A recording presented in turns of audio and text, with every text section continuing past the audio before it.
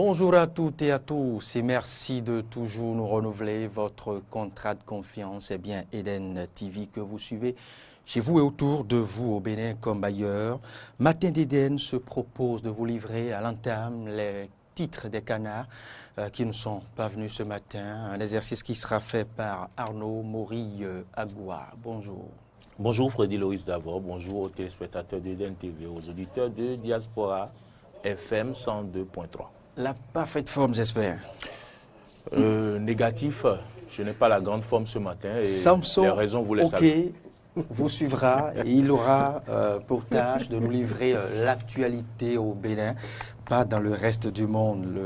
L'actualité au-delà des frontières du Bénin vous sera livrée dans la première grande édition d'information qui, vous le savez, est prévue pour 13 heures. Et puis entre ces deux exercices, sinon qu'après ces deux exercices, le conducteur de moto-taxi du nom de Marcel Adialo-Konan, avec 5 ans d'expérience, se prononcera sur les grossistes des faux médicaments déposés en prison il y a quelques jours, dans le cadre bien évidemment de l'affaire qu'il convient d'appeler affaire Tao.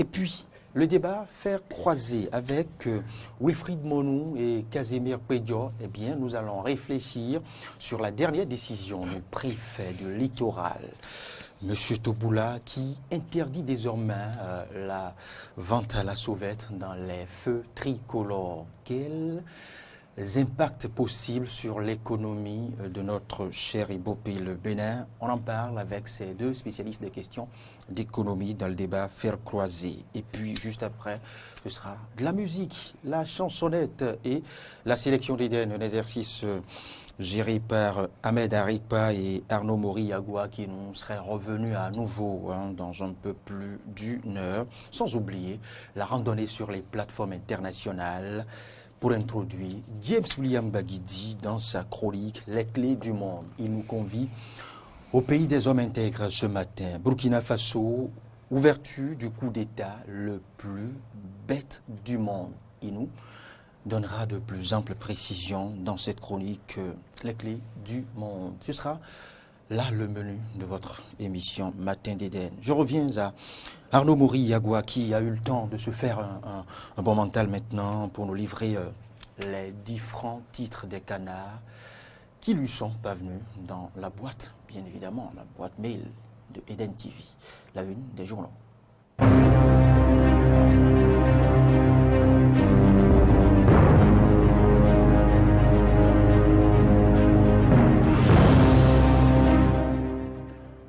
Madame, Monsieur, bonjour. Merci d'avoir pris ce rendez-vous de la une des journaux sur Eden TV. Nous sommes le 27 février 2018. Nous démarrons par le journal du service public La Nation. La Nation qui titre en manchette « Ministère de l'enseignement supérieur et de la recherche scientifique, performances et défis exposés ». Protestation de l'UNABAB contre les défalcations sur salaire, le mot d'ordre de grève suivi par les magistrats. Toujours à la une du quotidien La Nation, département affaires politiques, paix et sécurité de la CEDEAO, le général Francis Awagbe Béanzin nommé commissaire. Nouvelle mutation, titre à sa une, source innovante de financement des médias au Bénin. Les patrons et promoteurs d'entreprises de presse étaient à un atelier la semaine dernière à Grand Popo. Prétendu mandat d'arrêt international du procureur contre Kouché, faux et ignorance. Le procureur n'a pas compétence, seul le juge peut le faire. C'est à lire à la une de Nouvelles Mutations. 7e édition de la fête des retrouvailles des filles et fils d'Akpassi, Sadikou Adeleke et Cyril Oguisso prônent l'unité des fils d'Akpassi. C'est à lire également à la une de Nouvelles Mutations. Le matinal à présent, affaire faux médicaments, les précisions du procureur de la République. Actualité politique nationale, c'est à lire à la une du journal Le Matinal, le BMP, bloc de la majorité présidentielle, c'est ça, parlementaire ou présidentiel. Bloc de la majorité parlementaire monte au créneau, non-exécution des décisions de la haute juridiction. La Cour constitutionnelle, un juge impuissant. Et c'est à lire à la page 11 du journal Le Matinal. Le Béninois libéré. Le Béninois libéré titre à sa une « Lutte contre la corruption, un protégé du président épinglé ». Devoir de vérité sur l'actualité nationale, le BMP apporte des clarifications sur les grands sujets. Matin libre à présent, création d'un visa spécial touriste, de quoi gaver encore les poches de la rupture. Non-désignation du successeur de Dato Talon décidé à violer les tests de la Cour. C'est une interrogation à la une du journal Le Matin Libre, j'allais dire. Et c'est une interrogation à la une du journal Matin Libre. Non-désignation du successeur de Dato Talon décidé à violer les tests de la Cour. Le challenge titre en manchette suite aux multiples plaintes des usagers victimes d'actes d'escroquerie à Missebo. Le DG Sogema Aman Gansé prend ses responsabilités et rassure les Ibo. Lutte contre la corruption au Bénin, Talon lance une attaque au mortier contre toutes les positions ennemies. Et puis, toujours à la une du journal Le Challenge, la renaissance du Bénin à propos de la situation socio-politique nationale. Abraham Zizindohwe et le bureau politique saluent la volonté, la disponibilité et l'engagement de Talon. Levée d'immunité parlementaire, les députés de la majorité parlementaire se prononcent. C'est à lire à la page 3 du journal Le Challenge. C'est ici que s'achève la une des journaux de ce mardi 27 février 2018. Merci de l'avoir suivi. Freddy Loïs David. Merci Arnaud Mori Agoua. Hier, je suis tombé, je reviens à vos différents titres, rassurez-vous, je suis tombé sur je dirais une note de la SB2E que la direction envoyait aux différents départements de la SB2E. La mesure est maintenant corsée à partir de 2 factures. Eh bien, la SB2E demande à ce qu'on mette hors tension, bien évidemment, les compteurs. Et à partir de 3 factures d'un montant égal ou plus de 100 000, eh bien, on résilie votre contrat. Non, je pense quand même que c'est parti pour décapiter le peuple, les pauvres citoyens que nous sommes. Je ne vais pas faire. Non, arrêtez. Je ne vais pas faire de cadeaux. Je ne vais pas faire de cadeaux dans ce sens. On ne s'attend même pas à Je ne vais pas faire de cadeaux dans ce sens parce que ceux-là qui prennent cette décision, eux-mêmes, ils savent ce que nous devenons dans ce pays. Ils savent les situations que les populations vivent. Et ils le savent. C'est dans toutes les entreprises. Il y a des structures qui ont été rachetées, dont on veut renvoyer les agents, on leur demande de démissionner. Il y a beaucoup de choses qui se passent dans le pays. C'est vraiment la récession économique. Et je pense que ce n'est pas en ce moment encore, avec tout ce qui se passe, qu'il faut rajouter encore une telle décision. Ce n'est pas que les gens refusent de payer ce qu'ils doivent à la SBE. Mais non, ce n'est pas du tout ça. Les gens ont bien la volonté. Imaginez, les enseignants, je ne vous arrête pas, mais les enseignants, à une date donnée, perçoivent par exemple leur salaire. Et ce mois, ils ont fait des grèves et à cette date, ils n'ont pas été payés parce qu'ils sont en train d'opérer la défalcation sur salaire. Donc, ceux-là qui ont déjà accumulé des factures, on ira encore les couper, on ira encore enlever leur compteur. Est-ce que c'est de leur faute? Ils n'ont pas payé, mais ce n'est pas eux-mêmes qui ont décidé de ne pas payer. parce que le salaire n'est pas arrivé. Et si le salaire n'arrive pas, parce qu'on est en train de faire, parce qu'on est en train de faire des... Ils n'ont pas été présents au poste. Non, oui, mais... Ça, il faut le reconnaître. Oui, mais non. Ils n'ont pas été présents au poste. L'administration devait prendre cette disposition et leur faire la défalcation et leur retourner, retrocéder ce qu'il leur faut à la date qu'on les paie. Prenez le risque alors, les 2 semaines à venir, ne venez pas à Eden. Non. Et le mois prochain, exigez votre salaire. Non, ben bon, ce dont je dis, si je ne viens pas à Eden, Eden doit s'arranger et défalquer les 2 semaines que je dois, mais me retourne mon salaire à la date qu'on me paie. C'est ce que je suis en train de dire. Mais eux, s'ils sont payés à la date 20, on ne les a pas payés à la date 20. Ils n'ont pas perçu les salaires à la date 20, alors qu'il y a des factures d'électricité qui attendent dans les maisons. Donc, si on ne les paie pas, ce n'est pas leur faute. Et si on doit venir encore les couper, et c'est franchement rendre fou les gens. Et chacun sait la situation qu'elle vit dans son ménage. Je veux partager avec vous avec précision au fait les différents points. Parce que ça va intéresser aussi Samson et beaucoup d'autres à la maison. Il dit, la SB dit ceci, il faut procéder systématiquement après chaque émission à la mise hors tension des compteurs de tout client basse tension qui n'aurait pas réglé leur facture à bonne date à plus de 5 jours ouvrables après la date d'émission de la facture. Donc, c'est maintenant 5 jours. Non. C'est bien dit. Ça, c'est bien dit. Et maintenant, à partir de 3 factures d'un montant de plus de 100 000, eh bien, vous êtes mis. Écoutez, quand il n'y avait pas l'électricité, les gens ne vivaient pas. Les gens ne vivaient pas. Vous ne pouvez plus vivre aujourd'hui. Non, sans je peux vivre. Non, parce que c'est impossible. Je peux vivre sans l'électricité. Et ceux qui sont un peu plus nantis. Loris, je vais vous le dire. Ce qui va se passer, c'est quoi?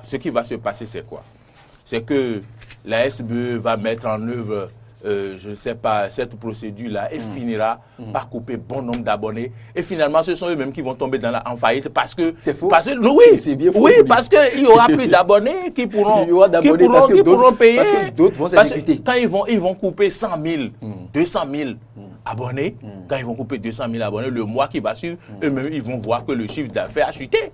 Eux-mêmes, ils vont voir ça. Oui, on peut prendre des mesures, mais il faut atténuer un peu. Il faut. Non, ça c'est. Je pense qu'on est au Bénin. On est au Bénin et on connaît les situations. Vous avez 5 jours. Non, c'est pas moi. C'est pas moi. C'est pas de moi qu'il s'agit. C'est pas de moi. Moi, je suis le porte-parole des sans-voix. Et donc, ce n'est pas de moi qu'il s'agit. Il s'agit des sans-voix. Je parle au nom des sans-voix. Et je suis contre. Je suis fermement contre cette décision corsée. Et je ne sais pas. C'est pas pour autant corsé. Je suis d'accord. C'est pas pour autant corsé. Soyons aussi raisonnables. Soyons réalistes. Non, moi je suis réaliste. Je suis réaliste. Je pense que les toujours été. Les enfants font preuve de zèle dans la tâche qu'on leur a confiée dans ce pays. Avez-vous jamais payé votre facture et vous avez vu un agent de recouvrement passer, couper votre compteur? Non. Mais où se situe le zèle? Tout compte fait, il y a de ces agents-là qui ont confié des factures et qui ne vont pas régler. On les connaît. En tout cas, ce que je dis, c'est que même le président de la République, qui a rencontré un certain nombre de personnalités dans le pays, a déclaré, a reconnu la cherté de la vie actuelle au Bénin. D'accord. C'est le président de la République lui-même, celui-là qui a mis ces gens-là à ces places. C'est eux maintenant qui viennent pour rendre la vie compliquée encore aux citoyens. Je pense qu'on fait on fait preuve de zèle vraiment. Je ne sais pas. Est-ce que ces gens-là, ça aurait été correct de permettre aux gens d'aller jusqu'à 5 factures par exemple, avant de les couper, que de leur dire 2 factures, à la aller jusqu'à enlever leur compteur. Moi, je ne suis pas d'accord. 5 factures, non. 5 factures. Vous risquez de faire la suggestion qu'on fasse comme les réseaux GSM, qu'on nous prête, qu'on nous donne la possibilité d'emprunter peut-être des crédits à la SBE. En tout cas, moi, je pense que la solution est simple. Nous devons faire l'effort tous de passer au compteur à carte. Et là, tout le monde sera tranquille. Là encore, c'est pas là. Tout le monde sera tranquille et on ne pourra plus parler de ces affaires de facture. Là encore, ce n'est pas si tranquille que ça, Maurice. En fait, je ne comprends pas. C'est toute une autre nébuleuse. Je pense que on complique la vie dans ce pays. On nous complique la vie. Et moi, je pense que sincèrement, il faut qu'on arrête ça.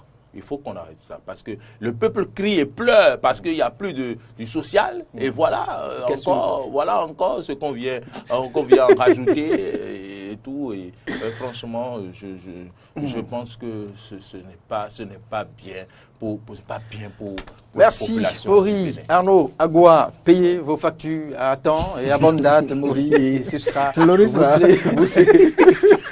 C'est vrai que... Je ne comprends pas. Il est le porte-parole de la... Non, c'est vrai. Ou bien le CECOM. Je ne comprends pas. Est-ce que je la suis dans la note que j'ai lue, la note précise qu'il faille couper à partir de 3 factures. Là, jusque-là, je suis à 2 factures. Je suis pas encore... Jusque-là, je suis pas encore sous le coup de la loi. Et quand vous estimez vos 3 factures, ça n'atteint pas encore 100 000. Ça n'atteint pas 100 000. Vous voyez que bon, vous êtes rassuré qu'on ne va pas enlever votre compteur. Je ne suis pas dans les 3 cas évoqués, je ne suis pas encore sous le coup de ces différents principes. Donc je peux encore consommer. J'ai encore le mois prochain. Vous voulez que je vous dise vos cas? Non. J'ai encore un mois. On va passer maintenant à l'actualité au plan national avec Samson Oké-Aquila. Non.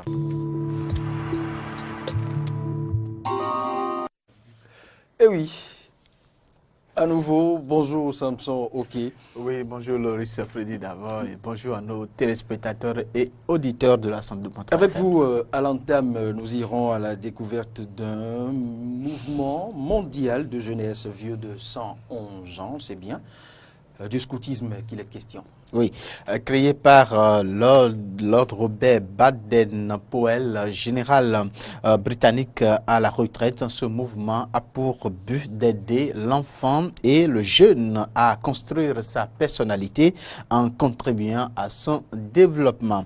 Le scoutisme, c'est bien de ce mouvement qu'il s'agit au lendemain donc de la journée mondiale du scoutisme célébrée chaque 22 février. Maury Arnaud Agua et Romaric Devouchi sont allés donc à la découverte de ce mouvement des jeunes. On va donc à ce présent suivre ensemble leur découverte.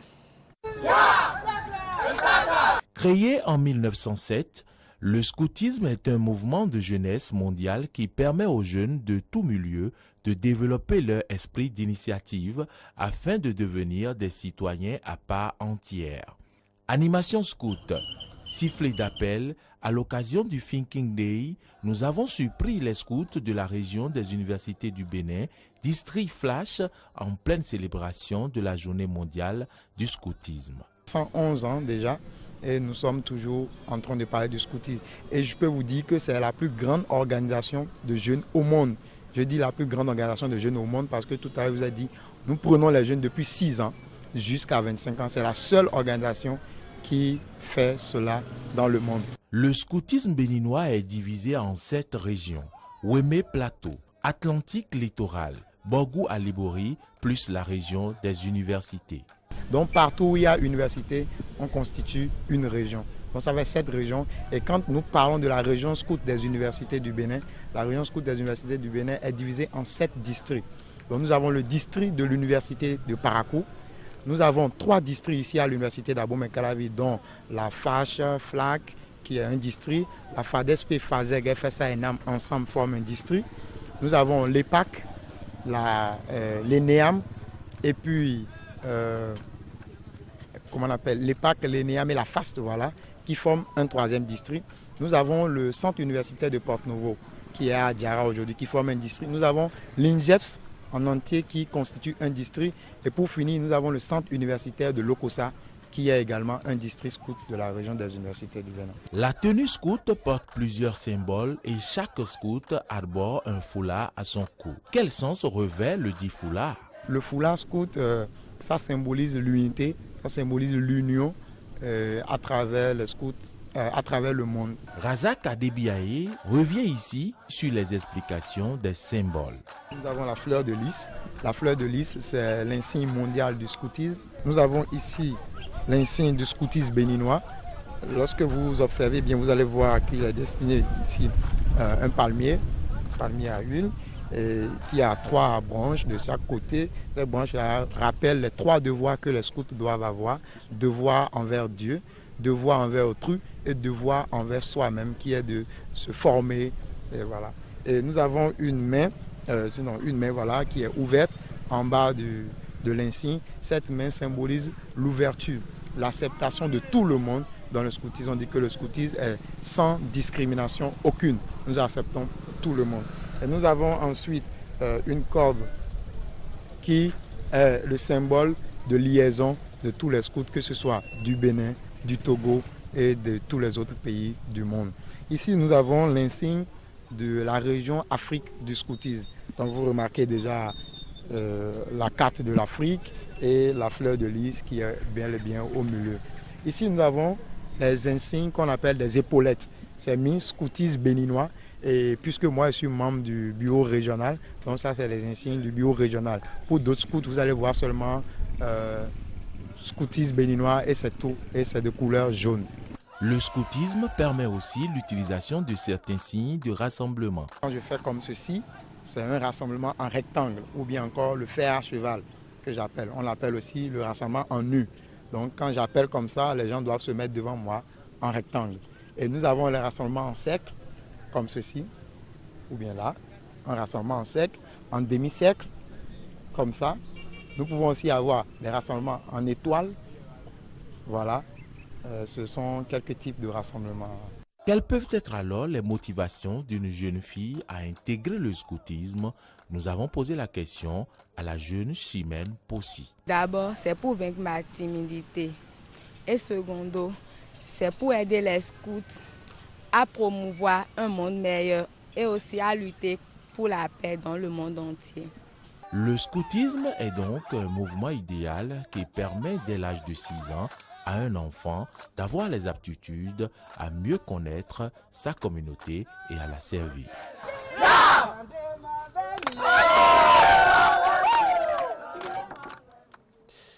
On poursuit ce point de l'actualité au plan national.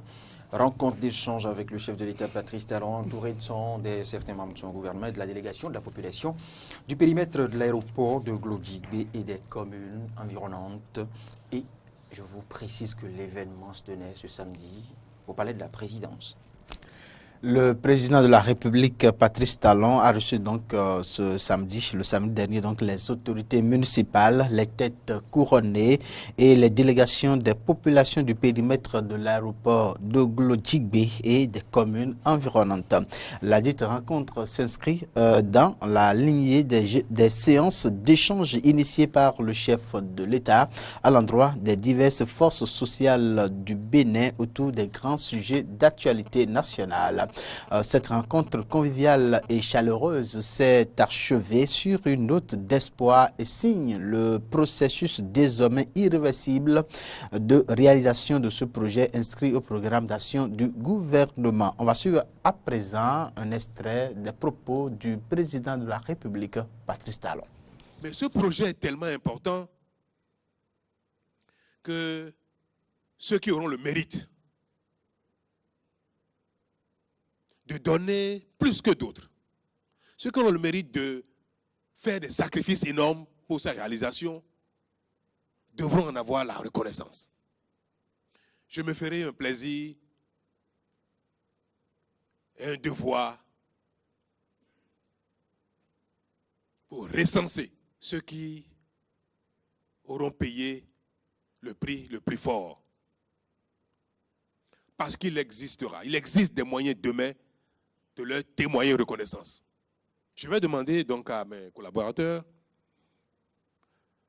qui m'ont fait également des fiches sur les degrés de sacrifice qui ne sont pas pareils d'un propriétaire à un autre. J'ai une petite idée sur ce que nous pourrions faire dans les années à venir pour reconnaître à ceux-là leur mérite. Je ferai l'effort d'être sur les lieux, de venir à Glodjigbe pour vous témoigner ma reconnaissance, pour veiller moi-même, même si je ne suis pas technicien, pour veiller à ce que ce projet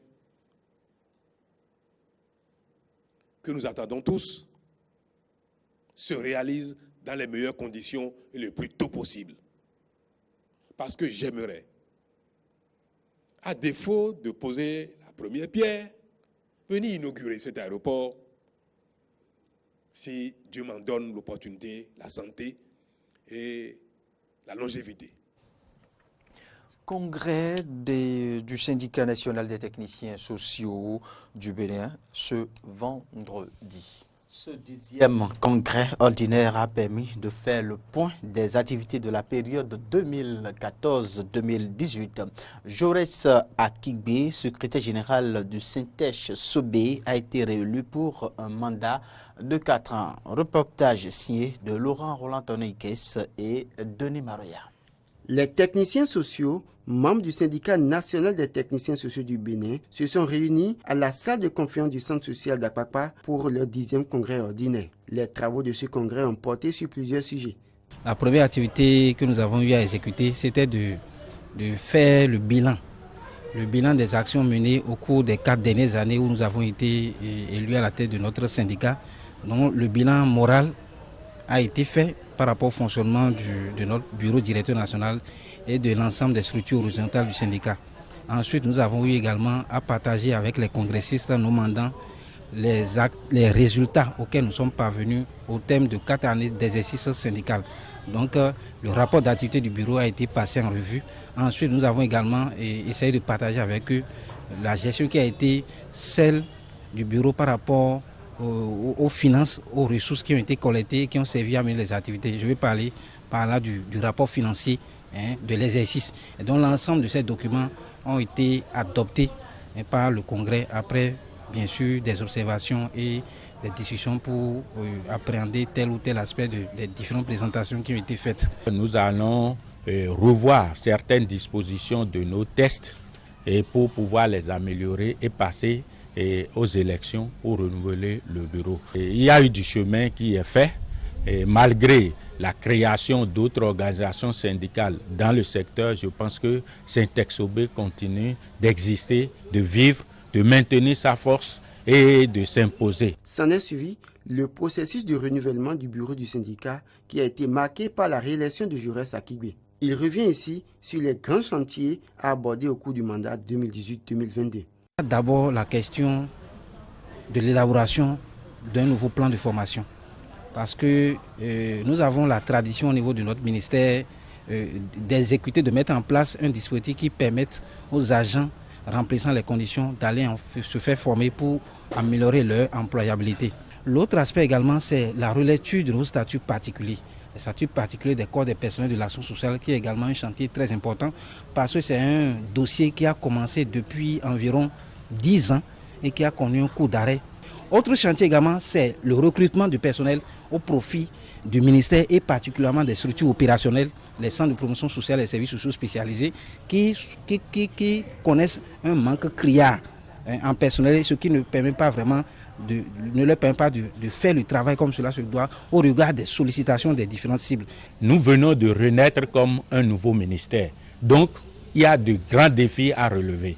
Le ministère même est en train d'être construit. Seules les autorités ne peuvent pas.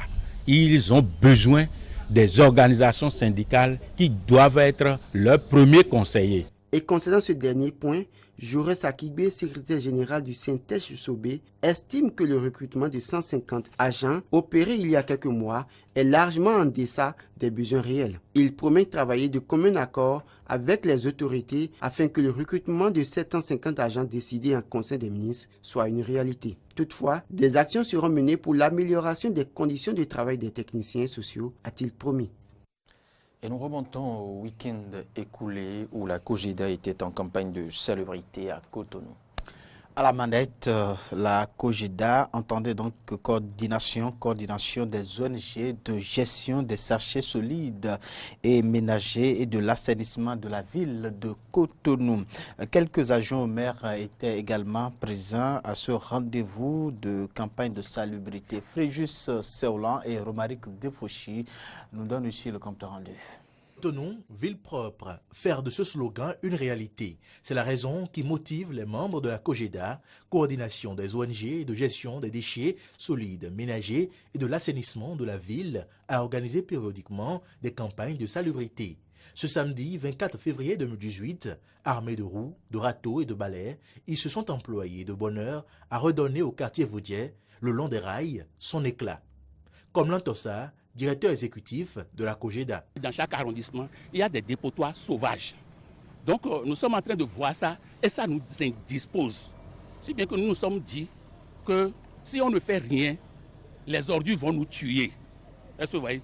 Donc c'est pourquoi nous avons décidé en toute responsabilité de mener cette activité. Alors que les membres de la COGEDA SACL, le chef du 7e arrondissement et l'adjoint au maire en charge du 11e arrondissement de Cotonou, où se déroule l'opération, ratellent. Pour Georges Raymond, c'est une question de responsabilité sociale. On est élu pour servir le peuple et nous sommes à pied d'œuvre pour rendre notre environnement sain et propre. On était ici il y a de cela 2 semaines et on a fait un bon travail. On fait des efforts avec tous mes chefs quartiers. Chaque week-end, ils sont sur le terrain pour quand même nettoyer leurs environnements. La volonté y est, mais... Nous manquons de moyens. Nous aurions souhaité que les partenaires au développement nous viennent en aide.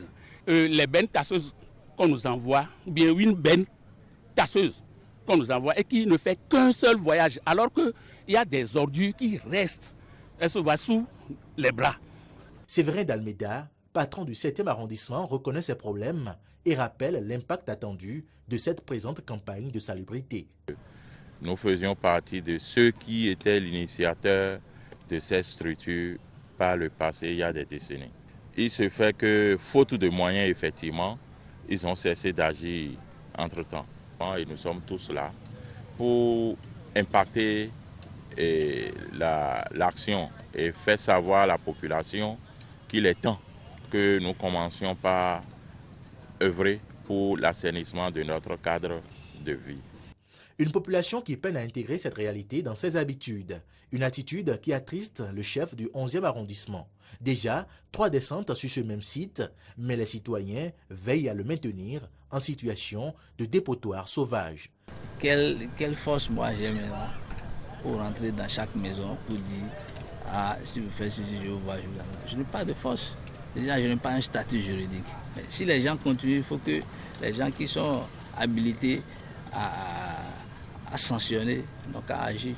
Et moi, je demande au gouvernement de prendre les responsabilités pour que le Béninois sache qu'il a sa responsabilité envers sa communauté et qu'il doit maintenir sa maison, sa devanture, sa communauté propre.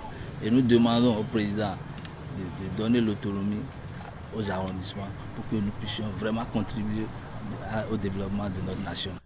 Interpellé sur la quasi-inexistence des bacs à ordures sur les artères pour recevoir les déchets des citoyens, Georges Raymond fera noter que le déploiement des poubelles ne réglera pas le problème de l'insalubrité si chaque citoyen, chaque ménage n'intègre pas la notion de salubrité à la base. Allusion faite à la nécessité pour les ménages de s'abonner aux structures de précollecte d'ordures. Suppression de la vente à la sauvette, quel impact sur l'économie? Comme invité, Wilfried Monou et Casimir Pédior. Je vous rappelle ainsi le menu de votre débat, faire croiser. C'est tout pour le compte de ce bulletin d'information. Merci à vous, Samson Akpira. Merci à vous également, Loris Freddy, d'avoir. Merci à nos téléspectateurs de nous avoir suivis. Bonne journée à vous. Bonne journée à Arnaud Maury Agua. Le message est passé. On s'est entendu, on s'est compris. Quel message? On va maintenant recevoir avec vous le conducteur de moto-taxi. Il a non, je vous le précise, Marcel Adialokolo. Il a commencé ce métier il y a de cela 5 ans. Il se prononce sur l'autre affaire que vous savez, les grossistes des faux médicaments qui sont déposés en prison civile de Cotonou. Il se prononce et juste après, on va se retrouver dans le débat Faire croiser. Maintenant, il y a là, mais il y a assis. Tout le y a assis maintenant. On m'appelle Adjalokolo Marcel. Ça fait déjà 5 ans comme ça. Ici à Cotonou, il y a Caravi. Bon, l'État fait son travail, mais comment on va dire, il n'a qu'à faire tout possible pour les libérer. ceux qu'ils ont amenés en prison, là, il n'a qu'à faire tout possible pour les libérer. Sinon, le pays, là, c'est en danger. On ne trouve pas les médicaments avant qu'on trouve avant là. On ne trouve pas pour acheter. Maintenant, l'État n'a qu'à faire tout possible pour les libérer. Que les terroristes, nous voulons la paix au Bénin. Non, c'est pas ça. Parce que si on a arrêté quelqu'un là, quelqu'un peut venir parler autrement. On va le convoquer d'abord avant qu'il vienne. C'est aussi là que moi. Faux médicaments là, c'est pas bon. C'est pas bon. Mais l'État n'a qu'à ouvrir les pharmacies là où on peut aller acheter les médicaments là. Il n'a qu'à faire tout possible pour ouvrir ça dans tout le Bénin quoi. C'est en ville seule qu'il y a pharmacie, non. C'est en ville seul. Dans les villages maintenant, il n'y a pas de pharmacie. On ne trouve pas. On ne trouve pas. Si tu veux aller acheter des médicaments là, tu vas aller à la pharmacie. 100 francs, mais par là maintenant ça sert 100 francs. Les autres, ça augmente un peu. Et ceux qui continuent de vendre ces médicaments là, c'est pas bon. Il n'a qu'à faire attention. Il n'a qu'à faire attention pour ne pas tomber dans le relais.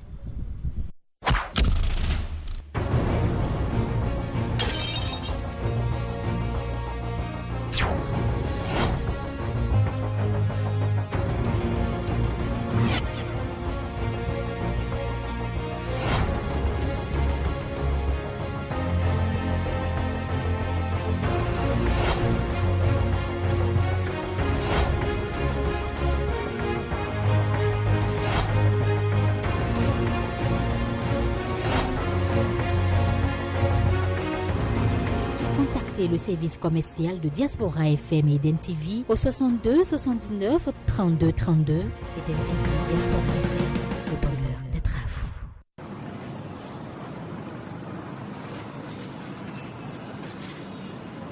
Ah, Jean. Comment? Dis donc, tu as toujours des conteneurs à dépoter. C'est quoi? Quel est ton secret? C'est la grâce de Dieu, hein? Oh, quel Dieu! Je suis commerçant comme toi. Ouais. Et pourtant, je ne trouve pas de financement pour la commande de marchandises. Mon secret, c'est ma carte unique de Ravip. Quoi? Tu ne t'es pas fait recenser au Ravip? Je ne sais pas. À quoi ça va me servir pour mes activités commerciales? Recensement administratif à vocation d'identification de la population. Tu ne connais pas ça? Oui, ça c'est de la politique. À qui tu parles de politique? Avec Ravip, tu es identifié une fois pour toutes. Et c'est la clé de facilitation d'accès au crédit bancaire pour toute activité commerciale. C'est donc là ton secret? La carte unique là? Oui. Donc c'est la carte Sésame pour toutes les activités commerciales? Oui, c'est comme la carte Sésame. Mon frère, merci beaucoup. Ceci est un message de l'Agence nationale de traitement et du comité technique de pilotage du recensement administratif à vocation d'identification de la population RAVIP. Que si m'a passé son brouillon pour que je puisse rectifier ma réponse. Tu es en train de m'avouer avoir triché, c'est ça? Gana. Dis-moi, vous ne répéterez pas?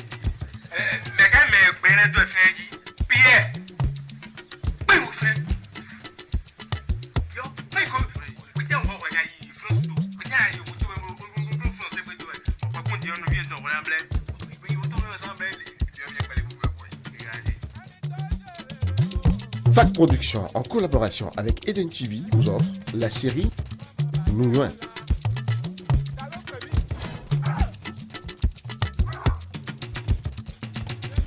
Du lundi au vendredi à 12h45 et à 19h45. Rediffusion samedi et dimanche à 12h45.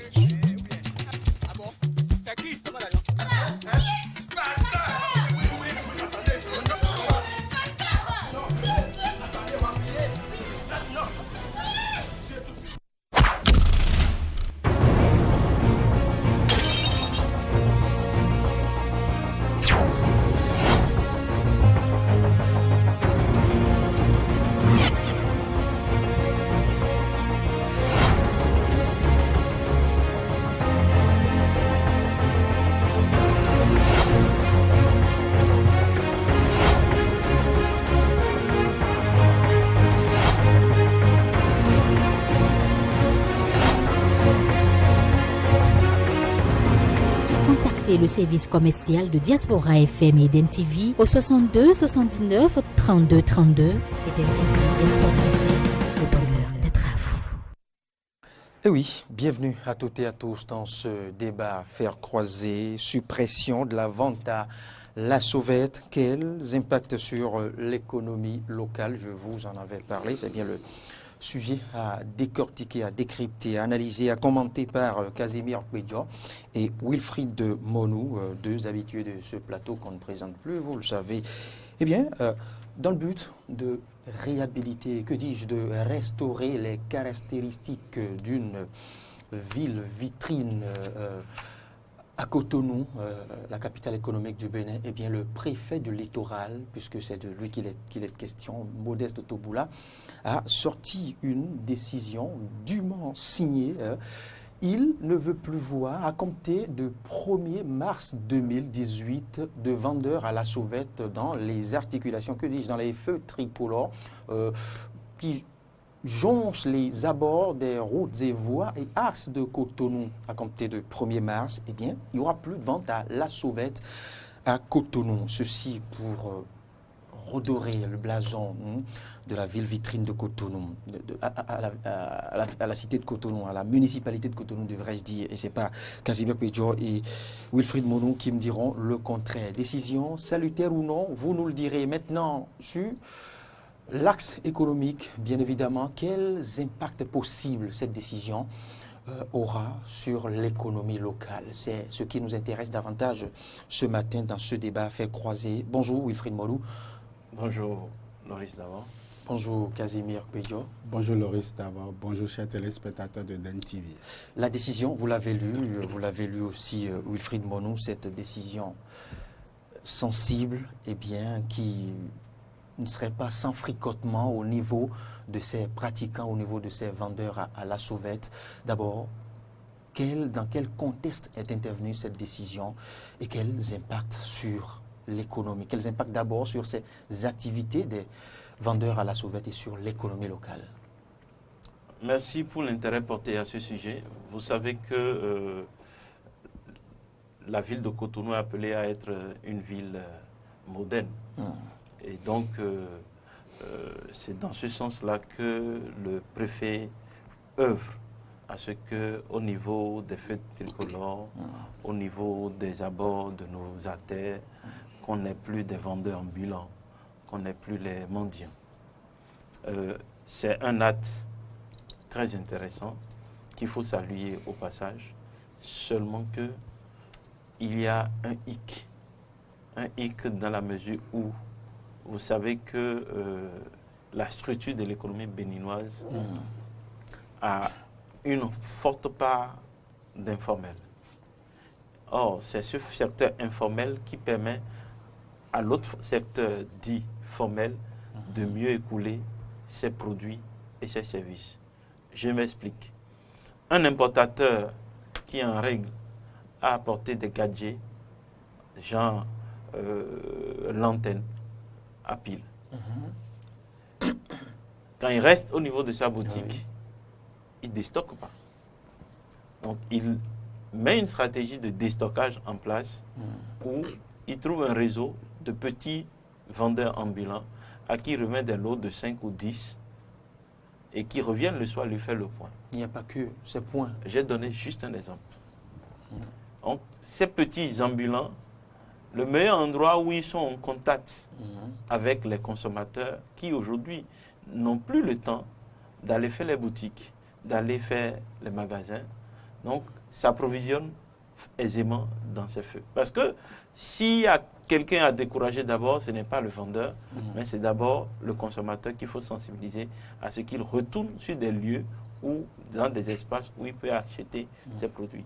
Mais voilà que les vendeurs ambulants permettent aux consommateurs d'avoir facilement certains produits, certains biens, sans forcément aller au niveau du magasin pour s'approvisionner. Voilà un peu le contexte dans lequel nous sommes.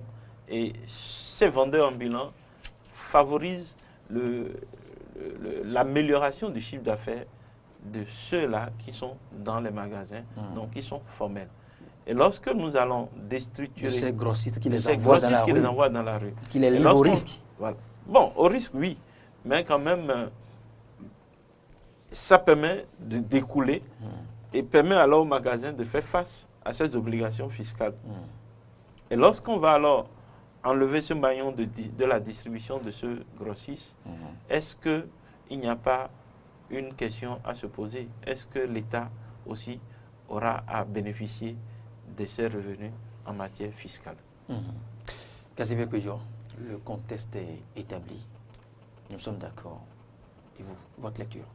Le contexte n'est même pas établi parce que ce n'est pas ce que l'État va gagner en termes d'impôts ou en termes de revenus qui importe ici. La décision de Tobola non plus n'en a pas parlé, n'a pas évoqué. Et il s'en fout. Le préfet s'en fout de ce que cela peut rapporter ou les manques à gagner à l'État, il s'en fout. Et les vendeurs à la Sauvette ne payaient pas d'impôts non plus. Ils ne payaient pas d'impôts, mais la vente à la Sauvette réglait un problème que l'État devrait normalement... Ça, il ne faut pas perdre ça de vue. Il revient à l'État de trouver emploi pour chaque Béninois. Ça, là, c'est le rôle de l'État central. L'État central doit nous trouver à chacun de l'emploi. Et un emploi décent, c'est dans la Constitution. C'est dans notre loi fondamentale. Alors, l'État étant incapable de le faire, l'État ne pouvant donc pas jouer ce rôle-là, des privés se sont donnés comme obligation, de le faire. Et c'est ça qui a amené aujourd'hui la quote-part du secteur privé dans l'économie. C'est ce qui galvanise davantage le secteur privé à investir donc dans la formation, dans l'emploi des jeunes, dans ceci, dans cela. Et donc, la vente à la sauvette fait partie intégrante des moyens de subsistance de cette population, de cette masse laborieuse qui n'a pas trouvé à faire. Et donc, aujourd'hui, on ne peut pas déstructurer l'architecture économique d'un pays sous prétexte qu'on veut rendre la ville belle. Figurez-vous que la ville de Cotonou soit belle ou pas, encore que cette ville ne peut jamais être belle avec ce que nous avons. Vous acceptez le fait que cette architecture structurale, sociale, ce désordre participe à cette architecture? Non, c'est notre histoire, ça. Vous, c'est Loris. Moi, c'est Casimir. Mon histoire, c'est mon histoire. Votre histoire, c'est votre histoire. Ici, c'est Cotonou. Ici, c'est pas Paris. Ici, c'est pas Washington. Ici, c'est Cotonou. Oui. Et c'est comme ça on vit. Et qui dit Cotonou ne veut pas dire désordre, non plus. Ce n'est pas du désordre, s'il vous plaît. Qui dit Cotonou parce que figurez-vous, je suis parti d'un principe. Du développement. Je suis parti d'un principe. L'État devait trouver à ses fils l'emploi. L'État était incapable. Et donc, on a trouvé un moyen palliatif pour ne pas envoyer les jeunes dans le vol et dans d'autres activités. Alors, partant de ce principe, il s'est installé quelque chose qui est informel, mais que l'État refuse de rendre formel. L'autre chose, c'est que le client étant roi, on veut lui apporter l'article à domicile, à portée de main. Et restant dans les magasins, à Dantopa ou dans les centres commerciaux, le client n'a pas le temps de venir. Donc, justement, des jeunes se sont portés. Mais on pouvait aussi apporter ces articles aux clients dans les ministères, dans leurs structures différentes. C'est illégal. C'est illégal, c'est même plus dangereux. Oui. On ne peut pas accepter dans les ministères. Dans les lieux de vente et autres, dans les rues, dans les restos. Alors que l'État, au lieu d'interdire, que l'État trouve d'abord le mécanisme par lequel on recense d'abord cette masse laborieuse-là. On sait comment ça fonctionne et on donne ça maintenant aux scientifiques et ils trouvent le mécanisme par lequel on remplace l'activité. Parce qu'ici, il s'agit de les dégager et de les laisser comme ça, de ne pas leur trouver un autre moyen par lequel ils vont continuer leurs activités. Oui, c'est de ça qu'il s'agit. Où se situe l'illégalité si cette cravate, vous l'avez souvent achetée dans un des feux tricolores de Cotonou? Moi, j'ai acheté ma cravate. Non, ce n'est qu'un exemple, pas la vôtre. Moi, j'ai acheté ma cravate dans une boutique. Si vous appelez... Et donc... Casimir, laissez-moi oui, allez-y. Si vous appelez ce vendeur, vendeur à la sauvette, et qu'il passe vous le livrer chez vous, chez vous à la maison ou dans votre structure, où se trouve l'illégalité? Je suis au boulot, on ne doit pas venir me perturber entre 8h et midi. Vous avez une temps de pause. Le temps de travail ne peut pas être, et un ministère, une direction, un service ne peut pas être le lieu. Oui. Il ne peut pas être le lieu d'activité commerciale. Pas de lieu de vente, pas de lieu de livraison, on peut livrer, non, on même peut pas, amener même de pas, tel même pas, article. même Donc, pas. ça vous dit que ça peut se faire ailleurs que dans la rue? Non, même dans ce cadre-là, c'est de l'inégalité et ce n'est même pas décent pour notre administration. On ne peut pas assister. Donc, vous voyez, ce n'est décent descendez, que dans les feux tricolores. Descendez aujourd'hui dans les ministères, vous allez voir le marché qui s'installe avec de ces dames-là qui ont un sac en bandoulière et dans lequel il y a des articles, ils viennent perturber l'administration. Parfois, ils ouvrent des portes pendant que les gens sont en conférence. Ça pose un problème dans l'administration. Donc, ça aussi, c'est pas bon. Mais je dis, au niveau des feux tricolores, il faut trouver le mécanisme par lequel on va reconvertir ces dames et ces sieurs et parfois même ces enfants, on les récupère de ce lieu-là pour un autre lieu. On peut installer des mini-boutiques quelque part dans le coin dans l'angle de rue, au niveau de ces feux-là, et les récupérer dans ces boutiques-là. Pour que ceux qui veulent acheter, viennent acheter là. Parce que c'est vrai, cette activité cause beaucoup de dégâts à la circulation. Parfois, c'est des cas d'accident auxquels vous assistez. Donc, je ne suis pas d'accord avec. Mais je dis, on ne peut pas supprimer. Ici, il s'agit d'un arrêté qui veut supprimer l'activité.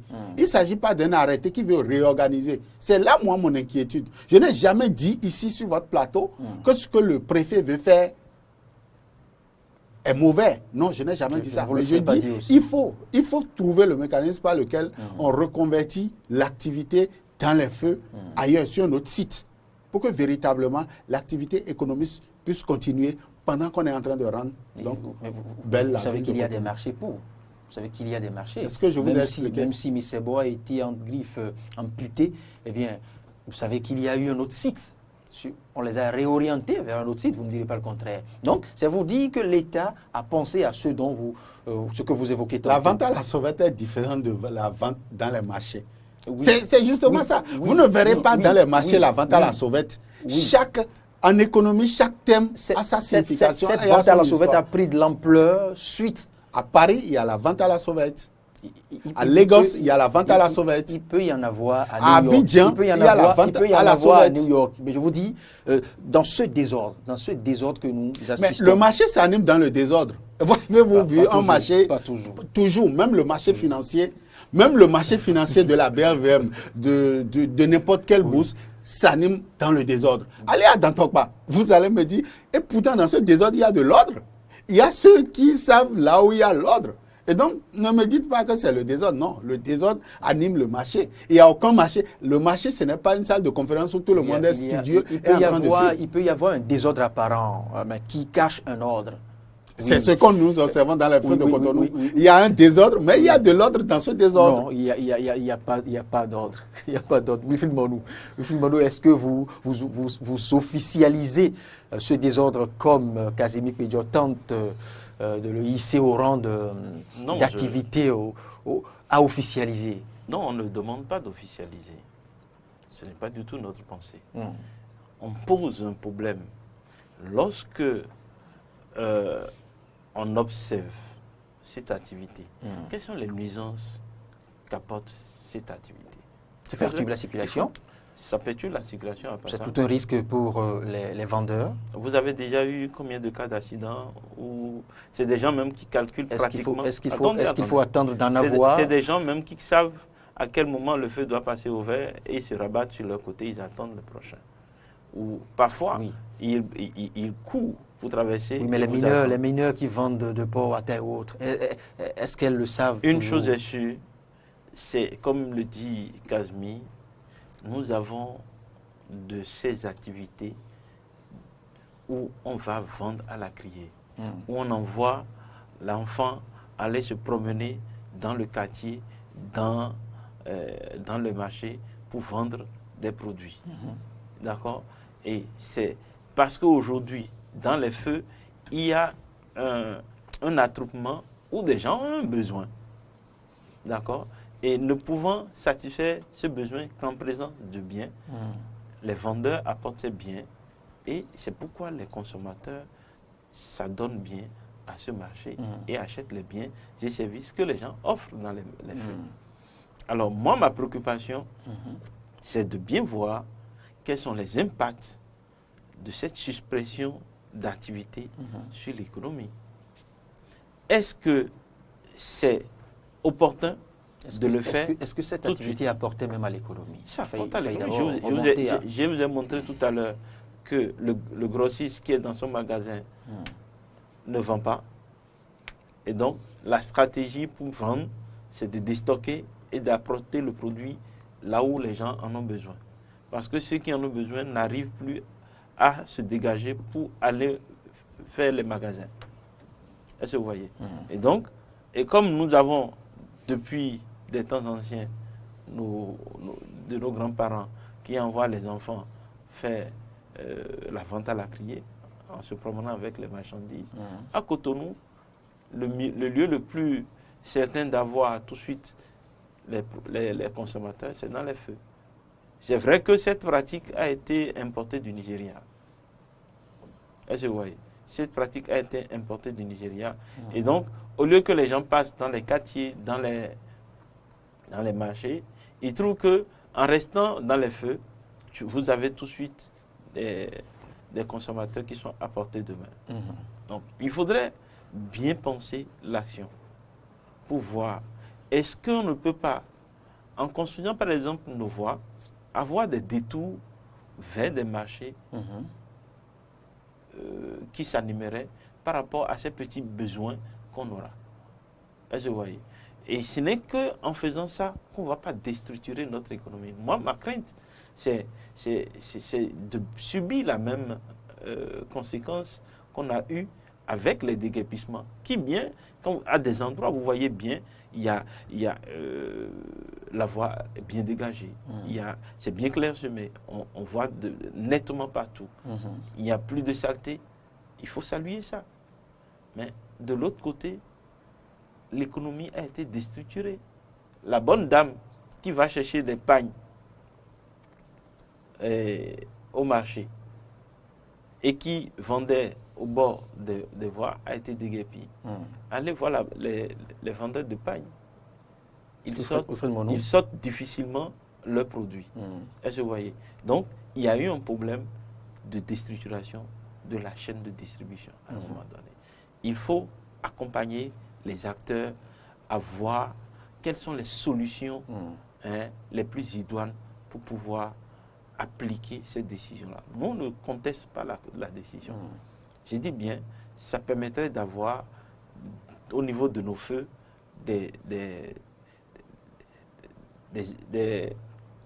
d'avoir des carrefours propres, d'accord, où on sera à l'image des grandes villes. Mais l'activité qui s'y mène, quand bien elle est informelle, elle apporte un plus à l'économie. Oui, et comme vous le disiez tantôt, l'économie a été déstructurée et elle le sera davantage à vous entendre parce que dans un peu plus de 24 heures, ce ne sera plus possible de les accueillir, de les constater dans ces points de vente, enfin dans ces feux tricolores et autres. Wilfried Monou, dans ce cas d'espèce, quel sera le sort de ces vendeurs à la sauvette? Oui, il faudrait repréciser que le secteur informel, il parlait tout à l'heure de la question, il parlait de la question de l'emploi, qui aujourd'hui est cruciale. La question du chômage. Oui, on a un taux de chômage malgré que le taux officiel... Kazimi insiste sur le fait que l'État doit trouver à faire tout le monde. monde. Le taux de chômage est faible, mais le taux de sous-emploi est très élevé chez nous. 70%. Pour ne pas dire 72%. Qui n'est pas pire qu'ailleurs. Qui n'est pas pire qu'ailleurs, mais quand même, mais c'est alarmant. Nous ne vivons pas ailleurs. Chez nous, c'est alarmant. Et donc, on doit s'inquiéter. Mais s'il n'y avait pas le secteur informel, vous imaginez la poussée de la pression sociale qui s'exercerait sur les pouvoirs publics à la quête de l'emploi. C'est vrai, ce n'est pas à l'État de donner à chacun un emploi. Mais c'est à l'État de créer les conditions pour que... Quand vous parlez de cette pression sociale, ça me rappelle une analyse empreinte d'humour d'un confrère de la radio nationale qui disait que ces nombreux vendeurs à la sauvette par le passé allaient travailler en griffe dans ces feux tricolores et que à compter du 1er mars, ils vont devoir maintenant dormir toute la journée, quitte à travailler la nuit. Oui, c'est ce qu'on ne veut pas dire. Moi, je ne veux pas aller dans ce sens pour donner des idées. D'accord? Mais il y a un risque. Il y a un risque. Parce que lorsque les gens sont occupés à faire quelque chose, pour pouvoir supprimer cette activité, il faudrait leur proposer autre activité pour pouvoir les occuper. Et c'est là le risque. La pression sociale, l'État n'en subit pas. Parce que le secteur informel, qui est une soupape de notre économie, permet à l'État de ne pas forcément se préoccuper et de se contenter seulement du fait que nous avons un taux de chômage de 2%. Oui, mais l'informel, tel que c'est au Bénin, exige et nécessite une organisation, une réorganisation. Je dirais même un toilettage. Vous ne me direz pas le contraire, Casimir Pédion. Et la responsabilité incombe à l'État. En réalité, ce qu'on appelle informel, j'ai même refusé ce terme-là. C'est ce que tente de faire déjà le préfet. Non, je refuse même de croire à cette affaire d'informel parce que lorsqu'il s'agit d'aller percevoir des tasses, vous estimez que l'activité est rentable, vous allez percevoir des tasses. L'État va collecter la bonne dame qui vend pure water dans ce feu-là. Allez demander à la mairie de Cotonou de percevoir des tasses. La bonne dame qui vend au marché. Dans les marchés, ils achètent des tickets. Ils achètent des tickets. Dans les marchés. Dans les abords. Même dans les abords. Ils achètent des tickets. Les ambulants, non. Je vous dis, les ambulants payent des tickets de 50 francs et de 25 francs. Vous percevez des tasses chez ceux-là. Et là, l'activité n'est pas informelle. Mais quand il s'agit maintenant de reconnaître leur légalité... Ces tasses-là sont perçues, je sais, quand vous avez droit à une place. Non, même pas. Même pas, Loris. J'ai comme l'impression... Quand vous comptez, quand vous passez de temps à autre, j'ai comme l'impression que... à X lieux, oui, là, d'accord. Loris, d'abord, j'ai comme l'impression que tellement... la préparation de vos émissions, le travail par ici vous prend tellement de temps que vous n'avez pas le temps de descendre dans les marchés, voir la réalité en face. Parce que ces dames-là, même sans état-là, en fait, sans sédentarisation, c'est votre avis. Sans sédentarisation, payent. Elles achètent les tickets et allez leur demander, elles vont vous sortir des tickets depuis des années Mathusalem, elles vont vous faire le point de ce qu'elles ont payé. Et donc, elles payent. On ne peut pas dire qu'une activité où vous percevez la tasse, que c'est une activité illégale ou informelle. Informelle surtout, non, ce n'est pas une activité informelle. Parce qu'une activité informelle, c'est que vous ne reconnaissez même pas l'existence légale de la personne et par conséquent, quelque chose qui n'est pas légal, vous ne pouvez pas percevoir. Vous vous interdisez vous-même d'aller percevoir des tasses. Et donc, l'activité, elle est bel et bien rentable à la fois pour l'État mais aussi pour les acteurs. Alors, partant de ce principe, vous demandiez tantôt... Cela suffit-il pour encourager le désordre? Mais ce n'est pas du désordre. L'activité commerciale... Cela suffit-il pour exposer les citoyens? Ça s'expose. Le commerce s'expose. Le commerce, ce n'est pas dans la chambre à coucher. Ce n'est pas dans une... C'est pas sous boisseau. Le commerce s'expose sur la place publique. Et on invite le consommateur à venir donc chercher. Donc, l'activité commerciale, par définition, c'est l'exposition d'un article, d'un produit à la place publique. Et donc, on ne peut pas dire que c'est dans un désordre. Ça s'organise dans le désordre, toujours dans le désordre. Alors, dans ce désordre-là, mais il y a de l'ordre. Vous n'allez pas voir une vendeuse de pure water commencer par vendre de l'essence. Vous n'allez pas les voir le faire. Ils savent bien comment c'est organisé. Et mieux, c'est des gens qui sont organisés. L'activité commerciale dans les feux, c'est à la fois sur le plan horizontal et sur le plan vertical. Vous allez comprendre. C'est par exemple des vendeurs de pure water, c'est par exemple des vendeurs donc, de chaussures, etc.